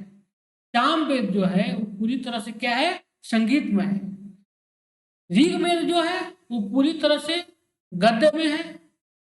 यजुर्वेद जो है जो गद्य और पद दोनों में है, और सामवेद जो है वो पूरी तरह से केवल किसमें है? वह केवल पद में है। अथर्ववेद भी गद्य और पद दोनों में है। अथर्ववेद में इसका जो ब्राह्मण है वो गोपथ ब्राह्मण कहते हैं, और जो इसमें उपनिषद है वो मांडुक्य प्रश्न और मुंडक उपनिषद, और इसके गायन करने वाले को ब्रह्म कहा जाता है। और उसका उपवेद कौन है? शिल्प वेद है, जिसके रचनाकार विश्वकर्मा को माना है। इस तरह हम यहाँ पे एक प्रश्न देख लिए, जिसे पूछता है ऋग्वेद के गायन करने वाले को होता या होत्री, यजुर्वेद के गायन करने वाले को अधर्यु, सामवेद के गायन करने वाले को उद्गाता, और अथर्ववेद के गायन करने वाले को ब्रह्म कहा जाता है, जो कई बार एग्जाम में पूछा गया। भारत में आर्य भाषा भाषियों का आगमन हम देखते हैं कब होता है? 1500 ईसा पूर्व से कुछ पूर्व हुआ था पहले, मतलब 1500 ईसा पूर्व के आसपास आर्य लोग भारत में आए। अब देखते हैं कि ऋग्वैदिक काल की नदियां कौन थी, उनके प्राचीनतम आधुनिक नाम क्या है? बहुत बार परीक्षा में पूछा गया है और बहुत बार लगाने के लिए क्वेश्चन दे दिया जाता है, आप लोग जान लीजिए। ये देखिए, एक चैप्टर आपको मैं जिस हिसाब से पढ़ा रहा हूँ वो पीटी के एग्जाम के लिए काफी महत्वपूर्ण है, इसलिए आप लोग हमारे वीडियो को जरूर देखें और जरूर सब्सक्राइब करें, क्योंकि यह परीक्षा की दृष्टि से काफी महत्वपूर्ण है। चलिए, सबसे पहले हम देखते हैं कि विदिष्टा, विदिष्टा किसको कहा जाता है? झेलम। झेलम का प्राचीन नाम क्या है? विदिष्टा है, जो बहुत बार परीक्षा में पूछा गया है। झेलम का विदिष्टा, विपाशा व्यास को कहा जाता है, परुष्णी रावी को कहा जाता है, दिशदती घग्घर को कहा जाता है, कुब्रू या कुर्रम, कुंभ को कुर्रम कहा जाता है, कुंभा को काबुल नदी कहा जाता है आधुनिक नाम, सदानीरा गंडक को कहा जाता है, अस्कनी चिनाव का आधुनिक नाम है, सतुद्री सतलज का है, गोमल गोमती का है। ये बहुत बार परीक्षा में पूछा जाता है कि लग दे देता है इसमें से 4, कहता है कि इनके प्राचीन नामों के साथ सुमेल कीजिए। झेलम, व्यास, रावी, सतलज, चिनाव, इनके पुराने नामों के साथ इनका मिलान कीजिए, इसलिए आप यहाँ से इसको देखेंगे। इसी तरह सिंधु को सिंध कहा जाता था, आज सिंधु को सिंधु। सरस्वती को घग्गर कहा जाता है, सुषुम्ना को श्लोक कहा जाता है, स्वास्तु को स्वास्थ्य। अब हम देखते हैं कि आर्य शब्द से एक जाति विशेष को समझा जाता है। आज क्या होता है, आज हम देखते हैं कि भारत में बहुत विरोध होता है, आर्य ये लोग बाहर से आए। आर्य जो थे को एक जाति विशेष समझा जाता है। आरंभिक विद्वानों में इस शब्द को का यही अर्थ लगाया है। शुरू के जो विद्वान हैं जो लिखना शुरू किए वो आर्य को एक जाति के रूप में माने, लेकिन आर्य क्या है, भारतीय सभ्यता और संस्कृति के संस्थापक माना गया है। आर्यों को भारतीय सभ्यता व संस्कृति का संस्थापक माना गया। आर्य जो थे ये भारतीय सभ्यता और संस्कृति के संस्थापक माने जाते हैं। आर्य शब्द कहाँ से लिया गया है, आर्य शब्द जो लिया गया है संस्कृत भाषा से लिया गया है, जिसका अर्थ होता है उत्तम, श्रेष्ठ व्यक्ति या उच्च कुल में उत्पन्न माना जाता है। आर्य का मतलब होता है, इस संस्कृत का शब्द आर्य, जिसका अर्थ होता है श्रेष्ठ, उत्तम या उच्च कुल में उत्पन्न व्यक्ति। आरंभिक आर्यों का जो निवास था वो पूर्वी अफगानिस्तान, पाकिस्तान, भारत में पंजाब तथा हरियाणा था। कहने का मतलब ये हुआ कि आर्य संस्कृति का जो प्रसार हुआ ईरान से अफगानिस्तान, अफगानिस्तान से वर्तमान पाकिस्तान और वहां से भारत के पंचनद क्षेत्र होते हुए हरियाणा। ऋग्वेद में अफगानिस्तान की कुर्रम तथा कुंभा आदि कुछ नदियों तथा सिंधु और उसकी 5 सहायक नदियों का उल्लेख मिलता है जहां आर्य संस्कृति का विस्तार हुआ। सिंधु आर्यों की सबसे प्रमुख नदी है जिसका उन्होंने बार बार उल्लेख किया है। मतलब ऋग्वेद में सबसे ज्यादा बार किसी नदी का उल्लेख किया गया है, वो किया गया है किस नदी का, सिंधु नदी का। लेकिन सबसे जो उनकी पवित्र नदी थी वो थी सरस्वती नदी। अब हम आते हैं दूसरा सामवेद। सामवेद, साम का तात्पर्य होता है गान से, गायन से। सामवेद का तात्पर्य क्या होता है, गायन से होता है। सामवेद में ही सर्वप्रथम 7 स्वरों की जानकारी मिलती है। मतलब सा रे गा मा पा धा नी, जो 7 स्वर माने जाते हैं, इनका सर्वप्रथम ज्ञान हमको कहाँ से होता है, सामवेद से मिलता है। क्योंकि सामवेद जो है वो पूरी तरह से किस पे है, गायन पे है। सामवेद जो है पूरी तरह से गायन पे है। सारे और स्वर, 7 स्वरों का जो वर्णन मिलता है वो कहाँ मिलता है, हमको सामवेद में मिलता है। ये बहुत इंपॉर्टेंट है, ये कई बार परीक्षा में पूछा गया, अभी तक तो पूछा नहीं गया है लेकिन आगे पूछा जा सकता है कि संगीत के 7 स्वरों का वर्णन कहाँ, जानकारी कहाँ से मिलती है, वो हमको मिलती है सामवेद, सामवेद से मिलती है। इसलिए भारतीय संगीत का जनक कहा जाता है सामवेद। और सामवेद के मंत्र किसको समर्पित हैं, भगवान सूर्य, सूर्य देवता को समर्पित, सूर्य देवता को समर्पित है। इस तरफ क्या देखें कि सामवेद का तात्पर्य, शाम का तात्पर्य क्या होता है, गायन से होता है। सामवेद में ही हमको सर्वप्रथम 7 स्वरों जो सा रे गा मा पा धा नी की जानकारी प्राप्त होती है, कहाँ से, सामवेद से। इसलिए इसको भारतीय संगीत का जनक माना जाता है। और सामवेद के जो मंत्र हैं उस भगवान सूर्य को समर्पित है। सामवेद के जो मंत्र हैं वो भगवान सूर्य को समर्पित है। पुराणों में सामवेद को सहस्त्र शाखाओं का उल्लेख है। पुराणों में सामवेद के सहस्त्र शाखाओं का उल्लेख है। सामवेद व अथर्ववेद ये कोई आरण्यक नहीं है। सामवेद और अथर्ववेद 2 ऐसा वेद है जिसका कोई आरण्यक नहीं है। सामवेद का ऋत्विक उद्गाता कहलाता, मतलब सामवेद का जो गायन करने वाला था उसको क्या कहा जाता था, उद्गाता। ऋग्वेद का होत्री और सामवेद का उद्गाता कहा जाता था, जिसका कार्य क्या था, रचाओं का स्वर गान करना था। मतलब जो ऋचाएं थी उसका स्वर गान किसको करना था, वो करना था उद्गाता। सामवेद का उपवेद को क्या कहा जाता है, गंधर्व वेद कहा जाता है, जिसकी रचना किसने किया था, नारद ने, महर्षि नारद के द्वारा किया गया। उसके उपवेद गंधर्व वेद की रचना। इस तरह क्या देखे कि सामवेद का जो गायन करने वाला उद्गाता, उसका क्या काम था, ऋचाओं का स्वरबद्ध ज्ञान गान करना था। और सामवेद का उपवेद है गंधर्व वेद।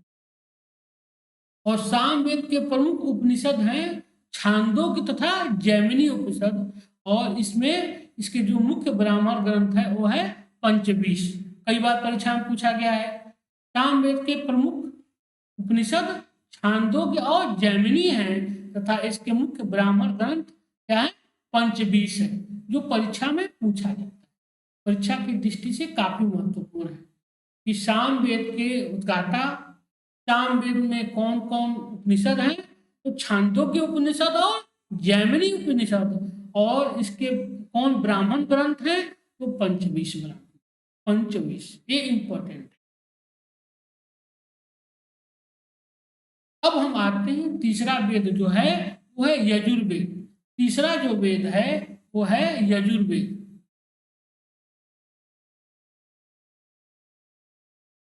यजुर का अर्थ होता है यज्ञ से। देखिए यजुर का अर्थ होता है यज्ञ, मतलब इसमें यज्ञ की विधियों का प्रतिपादन किया गया। यजुर्वेद में जो है यज्ञ की विधियों का प्रतिपादन किया गया है। इसमें यज्ञ और बलि संबंधी मंत्रों का वर्णन मिलता है।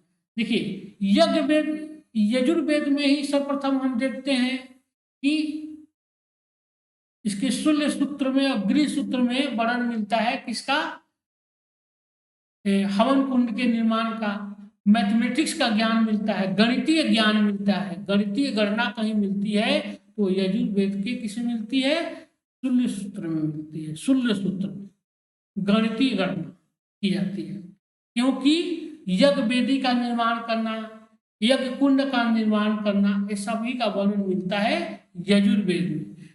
और उसमें बलि संबंधी मंत्रों का भी वर्णन,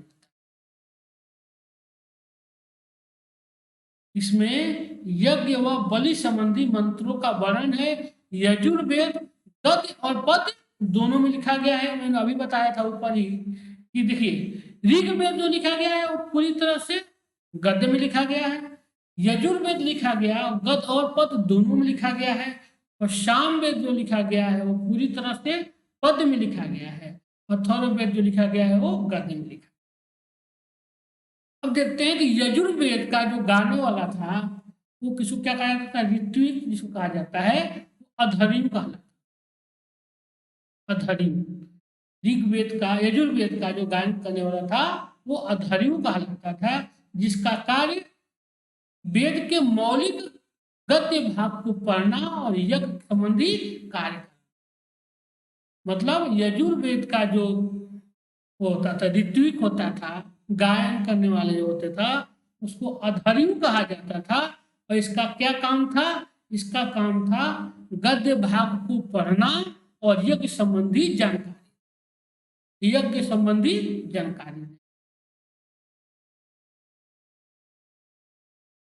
धनुर्वेद को यजुर्वेद का उपवेद माना गया है। बहुत इंपॉर्टेंट है, परीक्षा में पूछा जा सकता है, या परीक्षा में पूछा जा सकता है कि यजुर्वेद के उपवेद को क्या कहा जाए। यजुर्वेद के उपवेद को क्या कहा जाता है, तो क्या कहा जाता है, धनुर्वेद कहा जाता है। यजुर्वेद में ही सर्वप्रथम देखते हैं कि राजस्वी और वाजपेयी यज्ञ का उल्लेख मिलता है। यजुर्वेद में ही सर्वप्रथम हमें राजस्वी यज्ञ और वाजपेयी यज्ञ का उल्लेख मिलता है। मतलब वाजपेयी यज्ञ और राजस्व यज्ञ का उल्लेख कहाँ मिलता है, मिलता है यजुर्वेद में। यजुर्वेद में हाथियों के पालन का भी उल्लेख है। यजुर्वेद में हाथियों के पालने का भी उल्लेख मिलता है। इसीलिए कहा जाता है कि ऋग्वेद, सामवेद, यजुर्वेद को क्या माना गया है? त्रयी, वेद त्रयी नाम माना गया। क्योंकि कहने का मतलब ये हुआ कि ये तीनों सबसे प्राचीन माने जाते हैं। ये कई बार परीक्षा पूछा जाता है कि त्रयी किसको कहा जाता है, या वेद त्रयी, त्रयी या वेद त्रयी। तो ऋग्वेद, सामवेद, यजुर्वेद को क्या कहा जाता है? वेद त्रयी कहा जाता है। ऋग्वेद, यजुर्वेद और सामवेद को वेद त्रयी के नाम से जाना जाता है। और यजुर्वेद के दो प्रधान रूप हैं, वो है कृष्ण यजुर्वेद, जिसकी 4 शाखाएं होती हैं, कृष्ण यजुर्वेद और शुक्ल यजुर्वेद। तो कृष्ण यजुर्वेद की 4 शाखाएं होती हैं, काठक, कपिस्थल, मैत्रेयी और तैत्तिरीय संहिता। ये बहुत बार पूछा गया है कि किसके युग हैं। कृष्ण यजुर्वेद के 4 भाग होते हैं, 4 शाखाएं हैं, काठक, कपिस्थल, मैत्रेयी और तैत्तिरीय संहिता। काठक, कपिस्थल, मैत्रेयी और तैत्तिरीय संहिता जो है यजुर्वेद के उपरूप, 2 प्रधान रूप होते हैं यजुर्वेद के, कृष्ण यजुर्वेद और शुक्ल यजुर्वेद। कृष्ण यजुर्वेद की 4 शाखाएं हैं, काठक, कपिस्थल, मैत्रेयी और तैत्तिरीय संहिता, जो परीक्षा की दृष्टि से इंपॉर्टेंट। और शुक्ल यजुर्वेद को क्या कहा जाता है? वाजस्नेयी संहिता। शुक्ल यजुर्वेद को वाजस्नेयी संहिता, वाजस्नेयी संहिता, शुक्ल यजुर्वेद को वाजस्नेयी संहिता इंपॉर्टेंट है।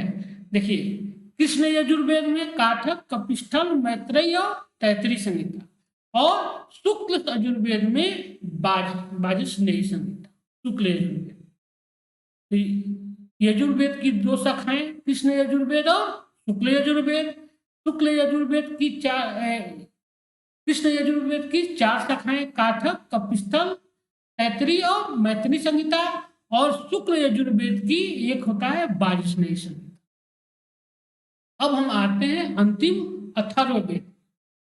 अथर्ववेद को ब्रह्म वेद कहा गया, मतलब श्रेष्ठ वेद माना गया है। अथर्ववेद को ब्रह्म वेद कहा गया है।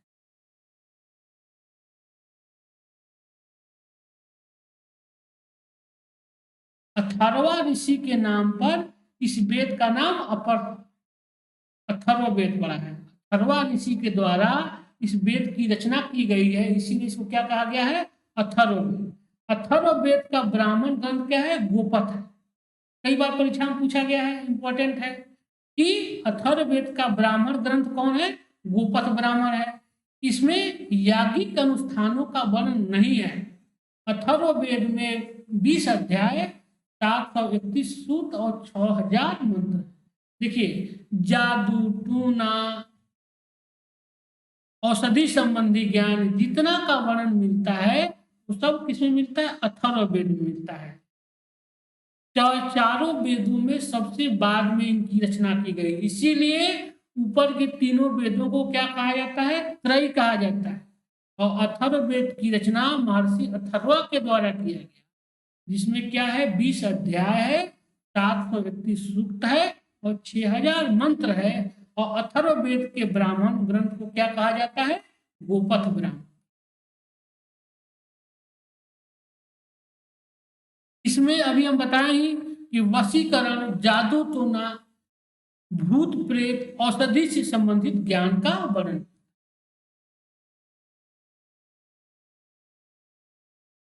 अथर्ववेद में वशीकरण, जादू टोना, भूत प्रेत व औषधियों से संबद्ध मंत्रों का वर्णन मिलता है। किसमें? वो मिलता है हमको अथर्ववेद। अथर्ववेद में कुरु राजा परीक्षित का वर्णन मिलता है। पूछा गया है परीक्षा में कि परीक्षित का वर्णन कहाँ मिलता है? तो अथर्ववेद में मिलता है, जिनको क्या कहा गया है? मृतक लोक का देवता बताया गया है। अथर्ववेद का उपवेद जो है वो शिल्प वेद कहलाता है, जिसकी रचना किसने किया था? विश्वकर्मा जी ने किया। अथर्ववेद का उपवेद शिल्प वेद है, जिसकी रचना किसने किया? जिसकी रचना किए विश्वकर्मा। काशी का प्राचीनतम उल्लेख कहाँ मिलता है? अथर्ववेद में मिलता है। कई बार परीक्षा में पूछा गया है, परीक्षा की दृष्टि से काफी महत्वपूर्ण है कि काशी का सर्वप्रथम उल्लेख कहाँ मिलता है? तो अथर्ववेद में मिलता है। काशी का सर्वप्रथम उल्लेख अथर्ववेद में मिलता है। अथर्ववेद के मंत्रों का उच्चारण करने वाले पुरोहित को क्या कहा जाता था? ब्रह्म कहा जाता था। अथर्ववेद के उच्चारण करने वाले को क्या कहा जाता था? ब्रह्म कहा।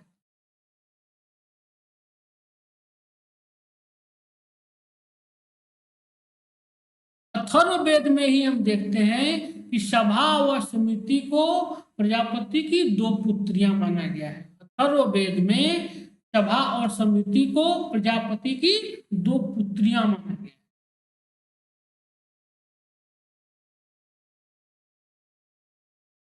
अथर्ववेद में ही सभा और समिति को प्रजापति की दो पुत्रियों के रूप में माना गया है। ये कई बार परीक्षा में पूछा गया है, इंपॉर्टेंट है, यह इंपॉर्टेंट है। अथर्ववेद का एकमात्र ब्राह्मण ग्रंथ क्या है?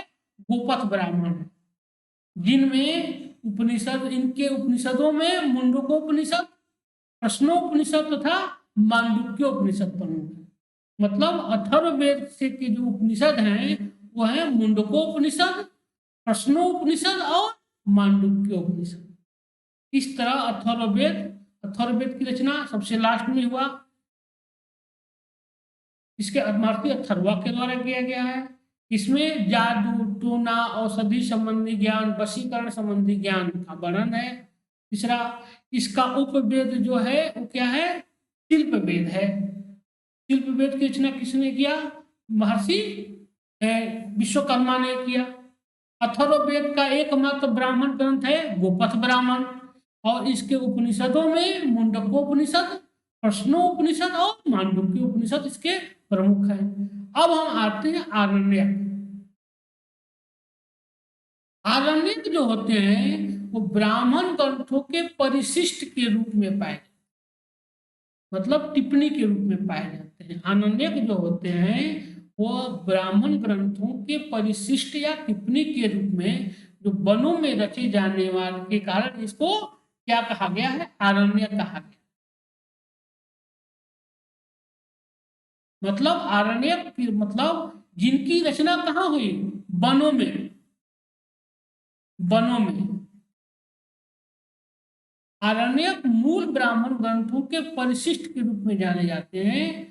वनों में रचे जाने के कारण इनको क्या कहा जाता है? आरण्यक कहा। आरण्यक ग्रंथों की रचना वनों में महर्षि ऋषियों के द्वारा किया गया, इसीलिए इसको क्या कहा जाता है? आरण्यक कहा जाता है।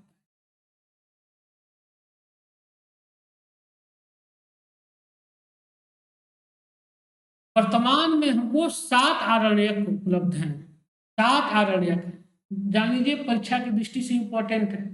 7 आरण्यक।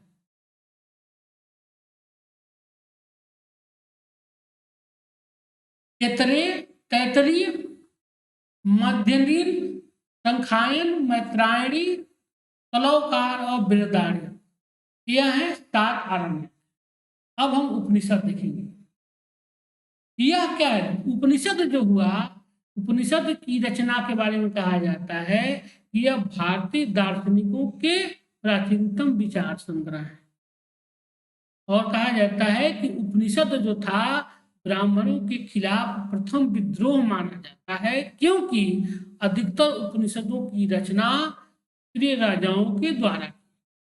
उपनिषद की रचना इसीलिए कहा जाता है कि प्रथम अगर विद्रोह कहा जाता है तो वह माना जाता है उपनिषद के रूप में, क्योंकि इसकी रचना हम देखते हैं इसके द्वारा किया जाता है। इसकी रचना जो किया गया है वह राजाओं के द्वारा किया जाता है, क्षत्रिय राजाओं के द्वारा किया। ठीक है, यह भारतीय दार्शनिक विचारों का प्राचीनतम संग्रह होता है। कौन? उपनिषद।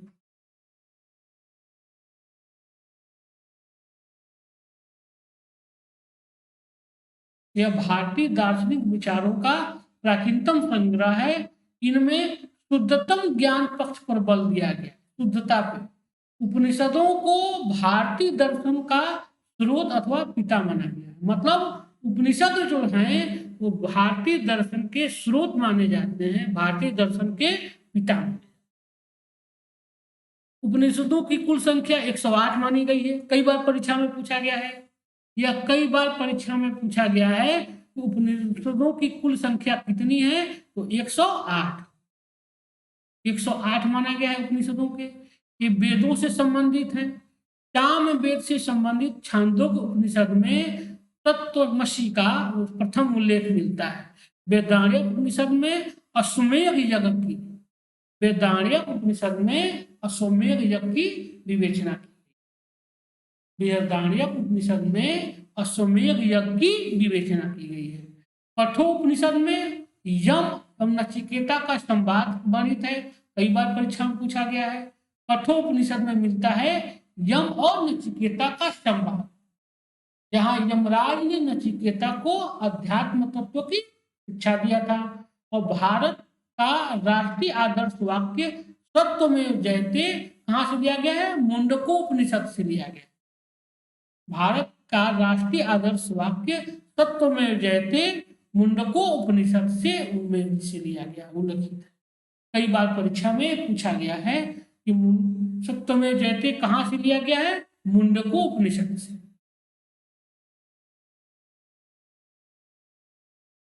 और राजा की उत्पत्ति का सिद्धांत, कि राजा शब्द की जो उत्पत्ति होती है इसका वर्णन सबसे पहले कहाँ मिलता है, ऐतरेय ब्राह्मण में मिलता है। राजा की उत्पत्ति का सिद्धांत जो है वह ऐतरेय ब्राह्मण में। राजा की उत्पत्ति का सिद्धांत सर्वप्रथम ऐतरेय ब्राह्मण में मिलता है।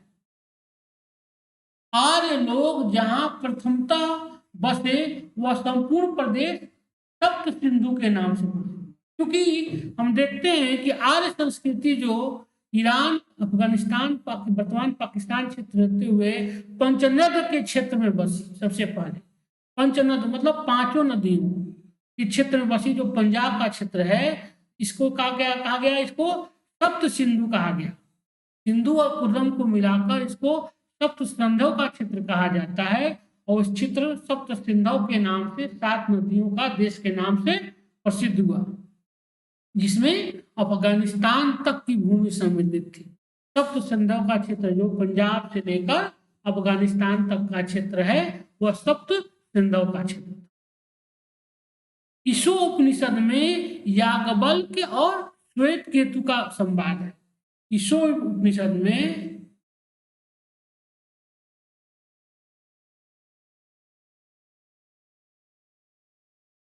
ईशोपनिषद में महर्षि याज्ञवल्क्य और श्वेत केतु का संवाद है। मुंडकोपनिषद में शिक्षा के विषयों में वेदांगों का को भी शामिल किया गया, वेदांग को भी शामिल किया गया। अब हम देखते हैं कि ऋग्वेद में जनजातीय संघर्ष का भी वर्णन मिलता है। ऋग्वेद में आर्यों का आगमन के समय में क्या जनजातीय संघर्ष, क्योंकि हम देखते हैं कि इंद्र की बार बार पूजा करना, पुरंदर के रूप में उनकी पूजा करना, मतलब पुरों को तोड़ना। क्योंकि आर्य जब यहाँ आए पहले से ही यहाँ पे अनार्य जातियां पहले से मौजूद थी, जिसका वर्णन हम देखते हैं कि किसमें मिलता है, दशराग युद्ध के रूप में मिलता है। दशराग युद्ध के रूप में मिलता है। और यहाँ पे आर्यों का जो संघर्ष हुआ वह अनार्य जातियों से हुआ, सिंधु सभ्यता के लोगों से हुआ, और जिनको ये पराजित करके यहाँ पे अपना शासन स्थापित। ठीक है, इसीलिए ऋग्वेद में इंद्र को क्या कहा गया है, पुरंदर कहा गया।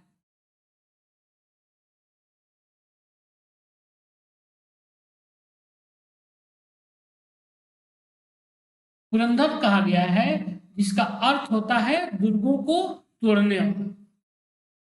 आर्यों के 5 कबीले अर्थात जन थे। आर्यों के कबीले कितने थे, 5 कबीले थे, जिनको पंचजन कहा जाता था। बहुत बार परीक्षा में पूछा है, अनु, पुरु, तुर्वस, द्रुहु और यदु। अनु, पुरु, तुर्वस, द्रुह और यदु जो थे ये आर्यों के 5 कबीले थे। और भरत और वित्त थे आर्यों के शासक वंश थे, तब पुरोहित इनके थे महर्षि वशिष्ठ, दोनों वंशों के समर्थक थे। वशिष्ठ जो थे ये इनके गुरु थे। ये 5 कबीले जो थे अनु, पुरु, तुर्वस, द्रुह और यदु, इनमें भरत और वित्त आर्यों के शासक थे और उनके पुरोहित कौन थे? महर्षि वशिष्ठ थे। इस देश का नाम इसी भरत कुल के आधार पर भारतवर्ष पड़ा। इस भारत देश का नाम इसी भरत कुल है, इसी के आधार पर इसको क्या कहा जाता है? भारतवर्ष कहा जाता है। इस कुल या कबीले का उल्लेख सबसे पहले ऋग्वेद में मिलता है, क्योंकि हम देखते हैं कि ऋग्वेद में वर्णन मिलता है कि भरत कुल के शासक सुदास ने आर्यों की ओर से नेतृत्व करते हुए अनार्यों को पराजित किया। आर्यों और अनार्यों दोनों की संयुक्त सेना को दशराग के युद्ध में पराजित किया। यह युद्ध कहाँ लड़ा गया था? परशुनी नदी के तट पे। भारत और 10 राजाओं के मध्य जो युद्ध हुआ वह दशराग के युद्ध का है। अभी हम बताए भरत कुल के शासक और 10 अन्य राजाओं, जिसमें 5 क्या थे? 5 आर्य और 5 अनार्य शासक थे। इनका नेतृत्व कौन कर रहे थे? महर्षि विश्वामित्र कर रहे थे। और जो युद्ध हुआ उसको क्या कहा जाता है? दशराग के युद्ध कहा जाता है। 10 राजाओं के बीच युद्ध है। इस युद्ध का कारण भरत वंश के राजा सुदास द्वारा अपने पुरोहित विश्वामित्र को हटाकर उनके स्थान पर वशिष्ठ को नियुक्त करना। इसका कारण माना जाता है कि भरतों के जो पहले जो गुरु थे वो थे महर्षि विश्वामित्र, और उनको हटाकर भरत शासक सुदास ने अपना जो गुरु मान लिया था वो वशिष्ठ ऋषि को नियुक्त किया, जिससे नाराज होकर दशराग के युद्ध हुआ, जिसमें 5 आर्य और 5 अनार्य शासक शामिल हुए और उनको भरत राजा सुदास ने पराजित।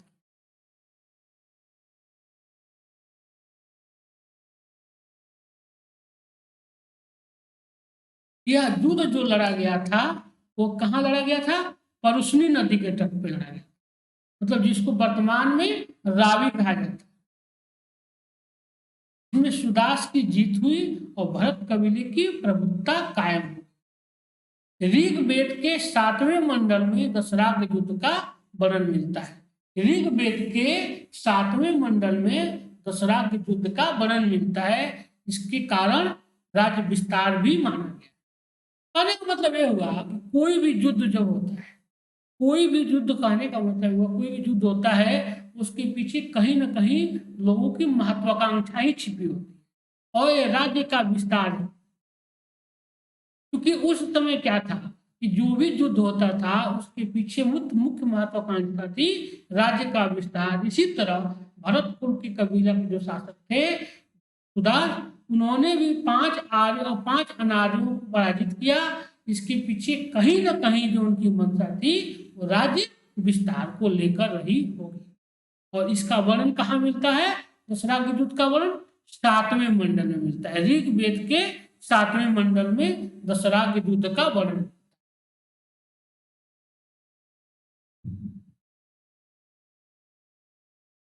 कुरुजनों ने, हम देखते हैं कि कुरुजनों ने पंचालों के साथ मिलकर उच्च गंगा के मैदान में अपना एक संयुक्त राज्य स्थापित।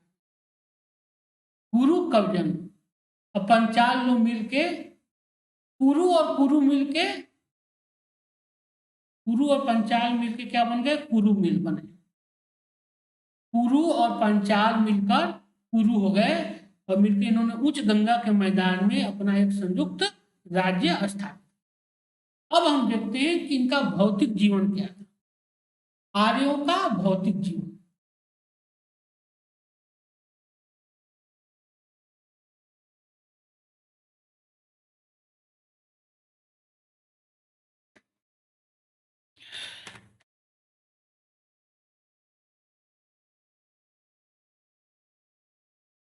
और आप लोग भी पानी वानी पी लीजिए।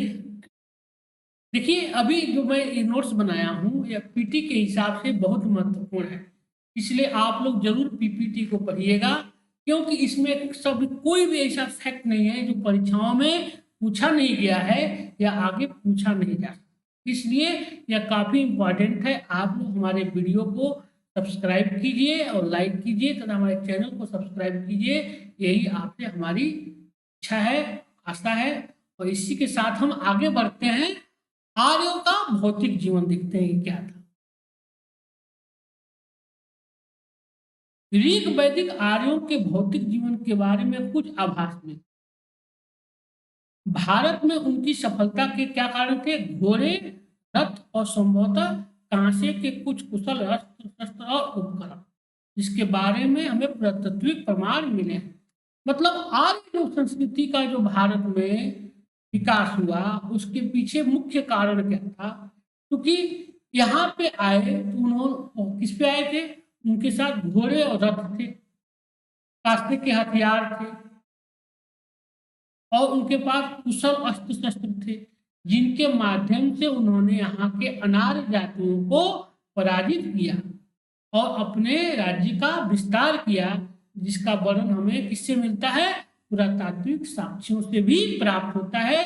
क्योंकि हम देखते हैं कि बाद में घोड़े की कंकाल मिलता है कहाँ से? सूर्यपुत्रा से, जो सिंधु सभ्यता के बाद की संस्कृति सभ्यता का है। इसीलिए कहा जाता है कि घोड़े का जो साक्ष्य है हो सकता है कि आर्य लोग के समय का। उसी तरह कांसे के हम देखते हैं कि हथियार मिलते हैं, अस्त्र शस्त्र मिलते हैं, जो आर्यों को प्रामाणिकता को सिद्ध करते हैं।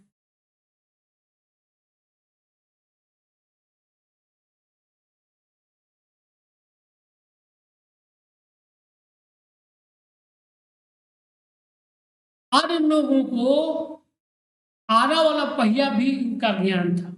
आरा वाला जो पहिया होता है, इसका भी इनको ज्ञान था। क्योंकि हम देखते हैं कि काकेकस क्षेत्र था जहां से आर्य लोग आए थे, वहां 2300 ईसा पूर्व में इसका प्रयोग लाया गया।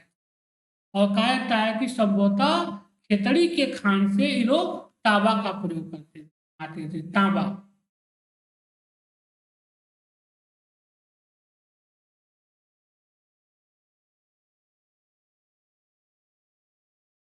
ऋग्वेद के प्राचीनतम भाग में फाल का उल्लेख मिलता है।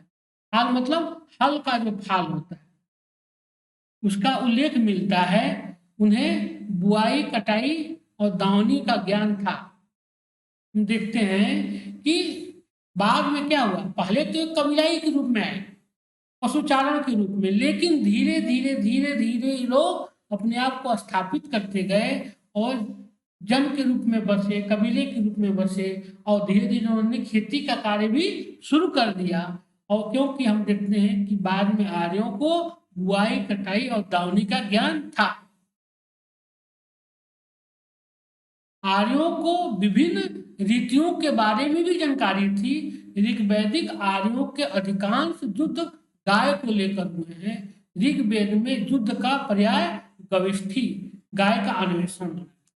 मतलब गाय जो थी वो ऋग्वेद की सबसे पवित्र पशु थी। ऋग्वैदिक काल की सबसे पवित्र पशु थी वो गाय थी। क्योंकि यहाँ हम देखते हैं कि गाय से लोगों के नाम, लोग अपने लड़कियों के नाम भी गाय से ही रखते थे। ठीक है, गाय से जुड़े हुए, चाहे वहां जो भी युद्ध हुआ, क्योंकि क्या थे? आर्य जो थे वो पशुचारण प्रवृत्ति से थे, कबीले के पशुचारण। इसीलिए यहाँ जो भी युद्ध हुआ वो किसके लेकर हुआ? गाय को लेकर हुआ। क्योंकि ऋग्वेद में गाय सबसे महत्वपूर्ण पशु थी। ऋग्वेद में गाय जो थी वो सर्वोत्तम धन माने जाते थे। ऋग्वैदिक लोग गाय चराने, खेती करने और बसने के लिए भूमि पर अधिकार करते थे, परंतु भूमि पर निजी संपत्ति नहीं समझी जाती। भूमि जो थी वो किसी की निजी संपत्ति नहीं समझी जाती। मतलब सामूहिक खेती की जाती थी, भूमि पर सामूहिक खेती की जाती थी। ऋग्वेद में बढ़ई, रथकार, बुनकर, चर्मकार, कुम्हार आदि शिल्पियों का उल्लेख मिलता है। बहुत इंपॉर्टेंट है, कई बार परीक्षा में पूछा गया है कि ऋग्वेद में किन किन शिल्पियों का वर्णन मिलता है? बढ़ई का, रथकार का, बुनकर का, चर्मकार का और कुम्हार का वर्णन मिलता है। इन शिल्पियों का वर्णन हमको ऋग्वेद से मिलता है। तांबे या कांसे के अर्थ में अयस्क शब्द का प्रयोग किया जाता है। कई बार पूछा गया है कि अयस्क किसको कहा जाता था? अयस्क तांबे और कांसे के अर्थ में, तांबे और कांसे को क्या कहा जाता था? अयस्क कहा जाता था।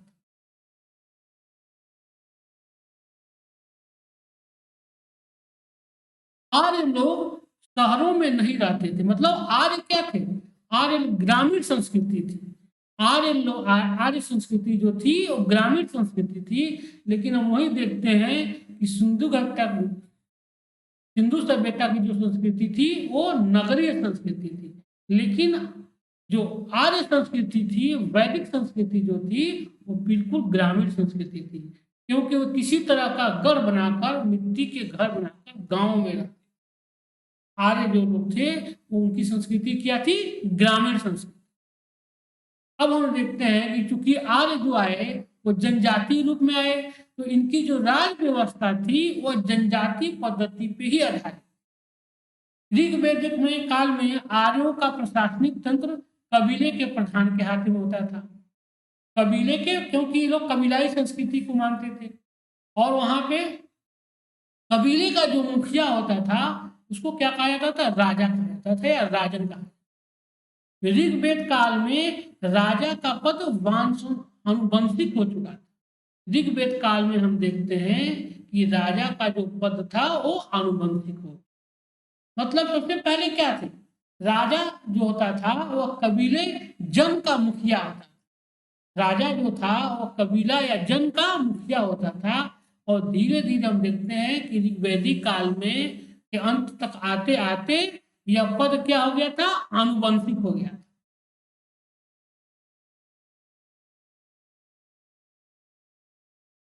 राजा जो था एक प्रकार का सरदार या मुखिया होता था। उसके पास असीमित अधिकार नहीं थे, क्योंकि उसे कबीलों से सलाह लेनी पड़ती थी। ऋग्वैदिक काल में, मतलब शुरुआत के समय में हम देखते हैं कि सरदार जो होता था, कबीले का जो मुखिया होता था, वही राजा होता था। लेकिन उसके पास असीमित अधिकार नहीं थे, क्योंकि सभा समिति जो थी वो उस पे, राजा पे क्या करती थी? कंट्रोल करती थी। राजा पे कंट्रोल रखती थी सभा और समिति, और उसको कबीलों से अपनी सलाह लेनी पड़ती थी। मतलब सभा समिति के जो सदस्य थे उनसे शासन करने के लिए सलाह लेना पड़ता।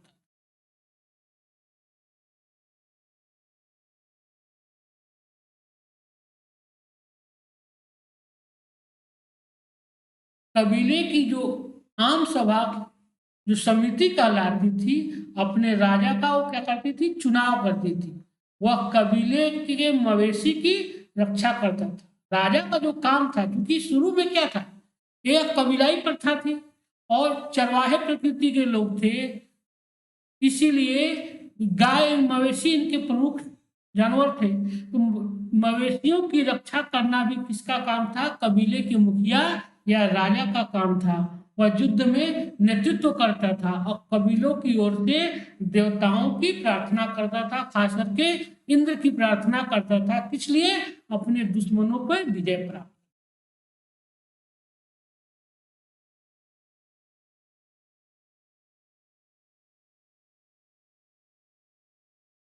सभा समिति विदत और गण, ये चार जो संगठन थे, ये आर्य हम देखते हैं कि वैदिक काल में काफी महत्वपूर्ण माने जाते हैं किसी राजा को परामर्श देने के लिए।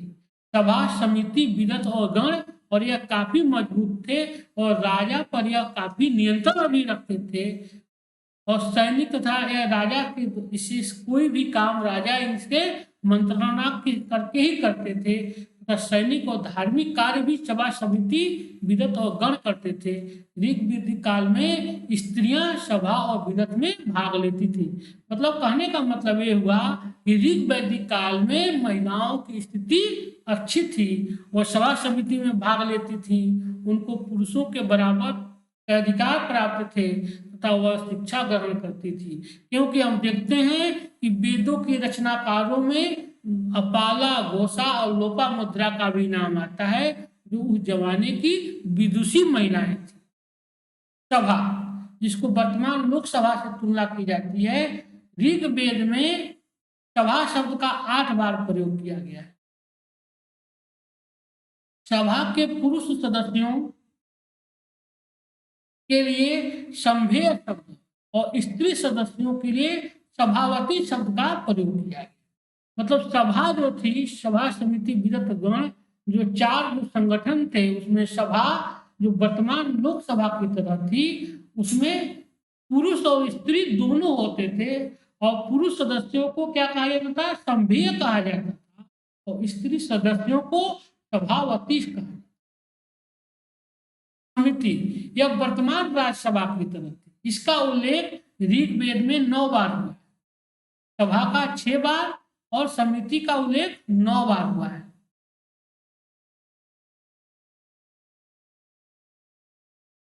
परंतु उत्तर वैदिक काल में इसका महत्व बढ़ता हुआ प्रतीत होता है। उत्तर वैदिक काल में हम देखते हैं कि सभा और विदत का महत्व घट जाता है, लेकिन समिति का महत्व बढ़ जाता है। अथर्ववेद में सभा और समिति को प्रजापति की 2 पुत्रियां माना गया है। सभा और समिति को प्रजापति की 2 पुत्रियों के रूप में मानता है।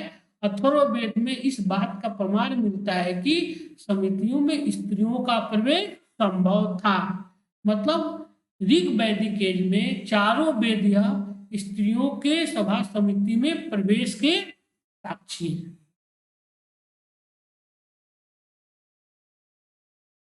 सब मिला जुला कर यह कहा जा सकता है कि ऋग्वेद में महिलाओं की जो स्थिति थी वो अच्छी थी।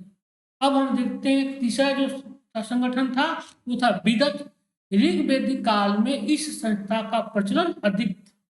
ऋग्वैदिक काल में विदत का प्रचलन सबसे अधिक था।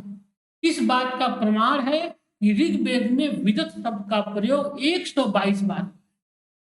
देखिए, सबसे ज्यादा बार आने का मतलब हुआ कि इसका महत्व जो था वो सबसे महत्वपूर्ण था। तो कहने मतलब विदत जो था वह सबसे मजबूत क्या था? संगठन था। विदत जो था वह सबसे मजबूत संगठन था, जबकि आरण्यक ग्रंथों के चरण में आकर इसका प्रयोग प्रायः लुप्त हो गया है।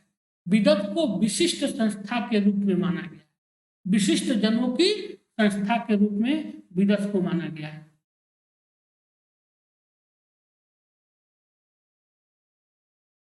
विशिष्ट जनों की संस्था के रूप में माना गया है, जिसमें वृद्धों और विद्वानों की सहभागिता।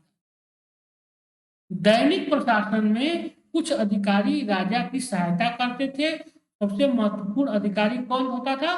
पुरोहित होता था।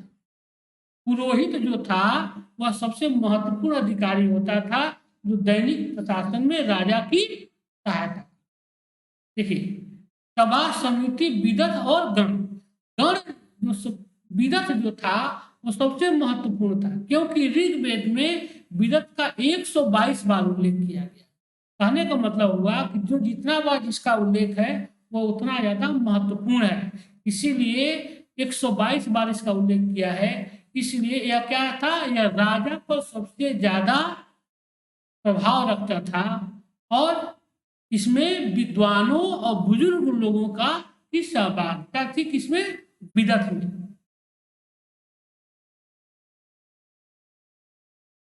पुरोहित के बाद संभवतः सेनानी का स्थान था, जो भाला, कुल्हाड़ी और तलवार आदि चलाना जानता था।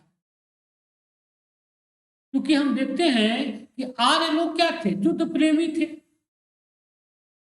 इसलिए पुरोहित के बाद जो दूसरा जो राजा के जो दैनिक कार्य में सहायता करते थे वो सेनानी का स्थान था, जो युद्ध कला में क्या था? अस्त्र शस्त्र चलाने में निपुण था, और युद्ध में जो लूट का जो सामान वस्तुएं होती थी वह वैदिक सभा में बांट दी जाती थी। अब चारागाह या बड़े जत्थे का जो प्रधान राज्यपति कहा जाता था, चारागाह का प्रधान होता था। कई बार परीक्षा में पूछा गया है कि ऋग्वेद में चारागाह के प्रधान को क्या कहा जाता था? वाजपति कहा जाता था।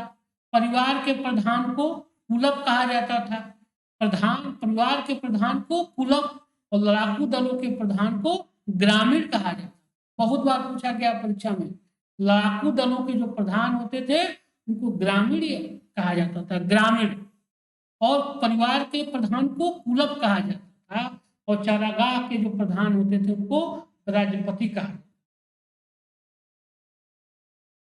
राजा कोई नियमित अस्थायी सेना नहीं रखता। वैदिक काल में हम देखते हैं कि अस्थायी सेना का प्रचलन नहीं था। युद्ध में लोग अपने कबीले के लोगों को जुटाकर ही युद्ध करते थे। तो जनों की सेना मिलिशिया का संगठन कर देते थे, अपने अपने कबीले के लोगों के साथ मिलकर अपनी सेना गठन करके ये संगठित करके युद्ध लड़ते थे, क्योंकि राजा के पास उस समय कोई नियमित सेना नहीं होती थी।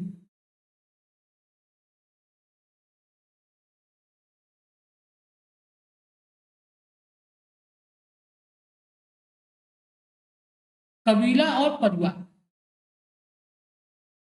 व्यक्ति की पहचान उसके कुल या गोत्र से होती थी।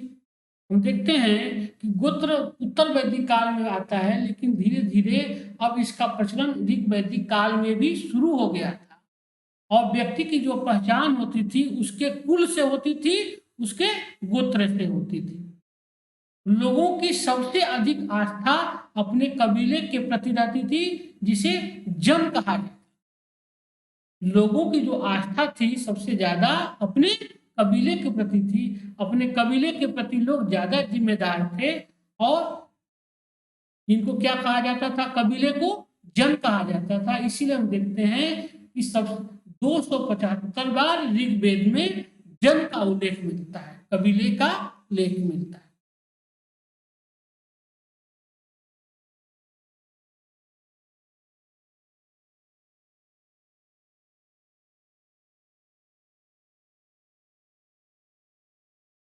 क्योंकि देखिए ऋग्वेद में 275 बार किसका उल्लेख मिलता है, जन का उल्लेख मिलता है, 275 बार। और जनपद का उल्लेख नहीं मिलता है। जन का तो उल्लेख यहाँ मिलता है, लेकिन जनपद का उल्लेख हमको कहाँ मिलता है, उत्तर वैदिक काल में मिलता है। उत्तर वैदिक काल में जाकर जन से जनपद हो जाता है। जनपद मतलब राज्य का क्षेत्र। भाई शुरू में क्या थे, ऋग्वैदिक काल में देखते हैं कि राजा जो थे वो कबीलाई संस्कृति के रूप में थे, इसीलिए यहाँ जन का रूप में मिलते हैं। और जनपद का रूप जो होता है उत्तर वैदिक काल में आता है, जब राजा कबीले का सरदार जो था वो अस्थायी राज्य स्थापित कर देता। ऋग्वेद का दूसरा महत्वपूर्ण शब्द विष है, जो कबीले के अर्थ में मिलता है। ऋग्वेद में इसका उल्लेख 170 बार,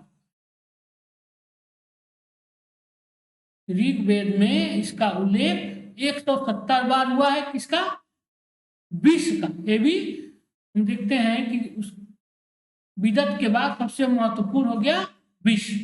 वैश्य नामक बहुसंख्यक वर्ग का उदय इसी विष या कबायली जन समूह से हुआ है।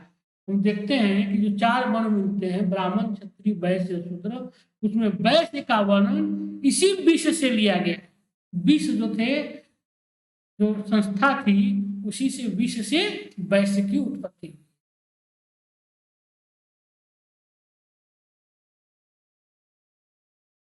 ऋग्वेद में हम देखते हैं कि समाज क्या था, पितृ सत्तात्मक था। ऋग्वेद का जो समाज था पितृ सत्तात्मक था। परिवार में पिता मुखिया होता था और परिवार की कई पीढ़ियां एक घर में एक साथ रहती थी। इस समाज के लोग हमेशा वीर पुत्रों की प्राप्ति के लिए देवताओं से प्रार्थना करते थे, क्योंकि हम देखते हैं कि चूंकि समाज क्या था, पितृ सत्तात्मक था और परिवार का मुखिया, पिता ही परिवार का मुखिया होता था और एक साथ कई कई पीढ़ी से लोग एक साथ रहते, तो संयुक्त परिवार का प्रचलन था। और समाज में हमेशा वीर पुत्रों की, चूंकि क्योंकि अपने अधिकारों को लेकर, क्योंकि कबीलाई संस्कृति थी, युद्ध प्रेमी लोग थे, इसलिए वीर पुत्रों की कामना की जाती। ऋग्वेद में बेटी के लिए कामना व्यक्त नहीं किया गया है।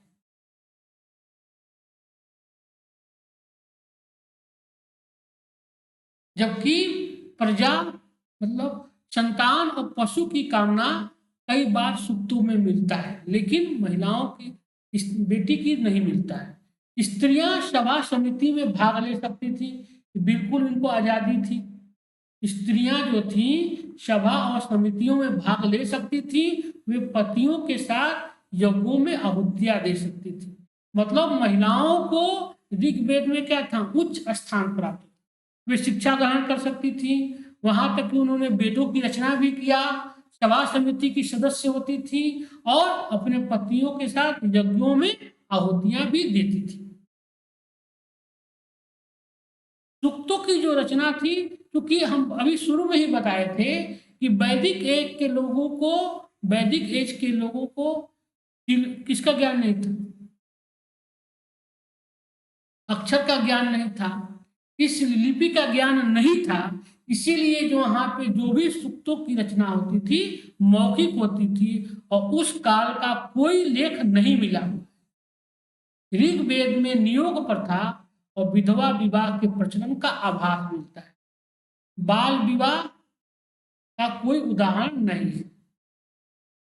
मतलब ऋग्वेद में नियोग प्रथा ये थी कि अगर किसी महिला का पति विदेश चला गया हो या वह किसी और वहां से वापस ही ना आवे तथा विधवा अगर विधवा हो गई हो तो परिवार की सलाह, जन की सलाह से वो अपने देवर या किसी अन्य रिश्तेदार के साथ संसर्ग स्थापित कर सकती थी।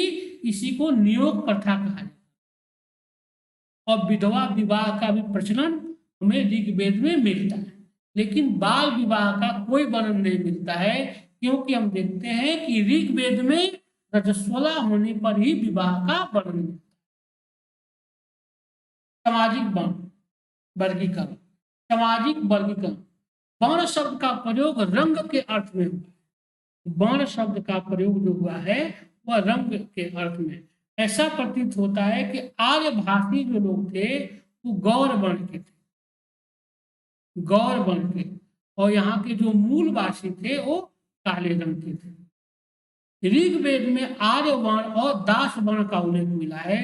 धीरे धीरे कबायली समाज 3 वर्गों में विभक्त हो गया, योद्धा वर्ग, पुरोहित वर्ग और सामान्य वर्ग, प्रजा।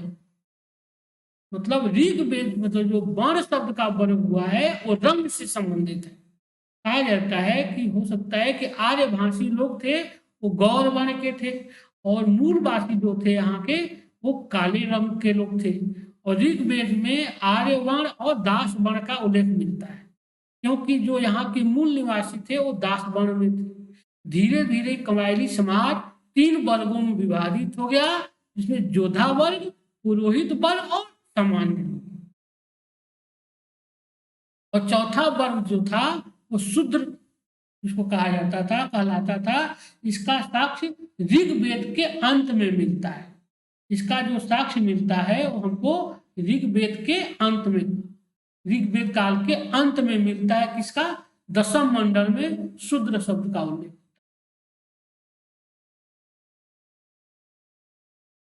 ऋग्वेद काल में जो समाज का जो विभेदीकरण किया गया था वो व्यवसाय के आधार पर किया।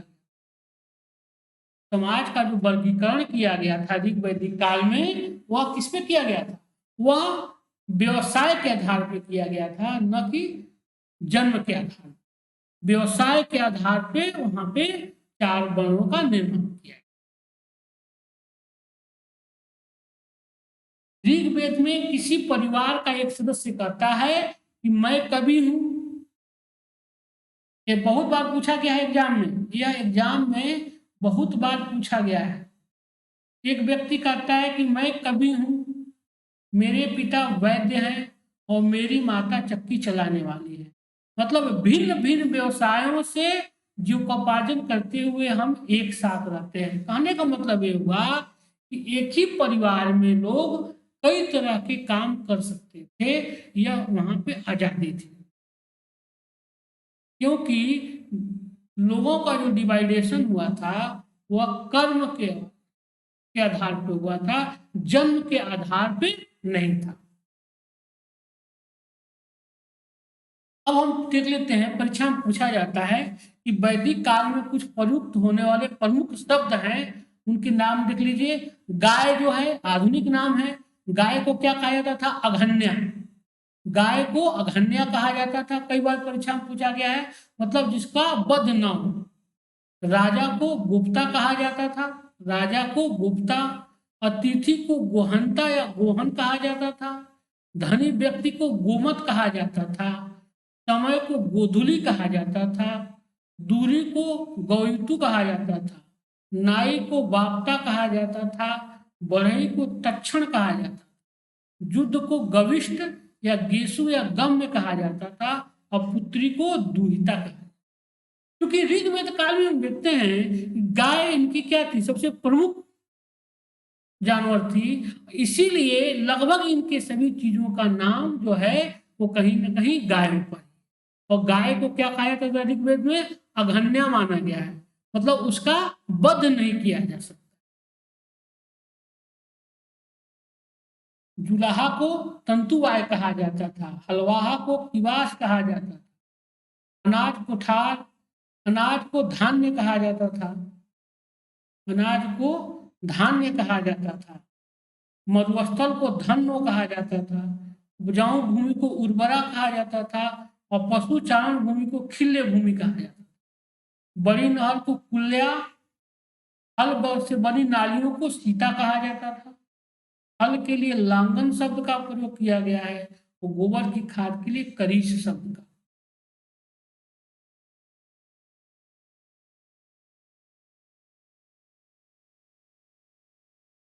अब हम देखेंगे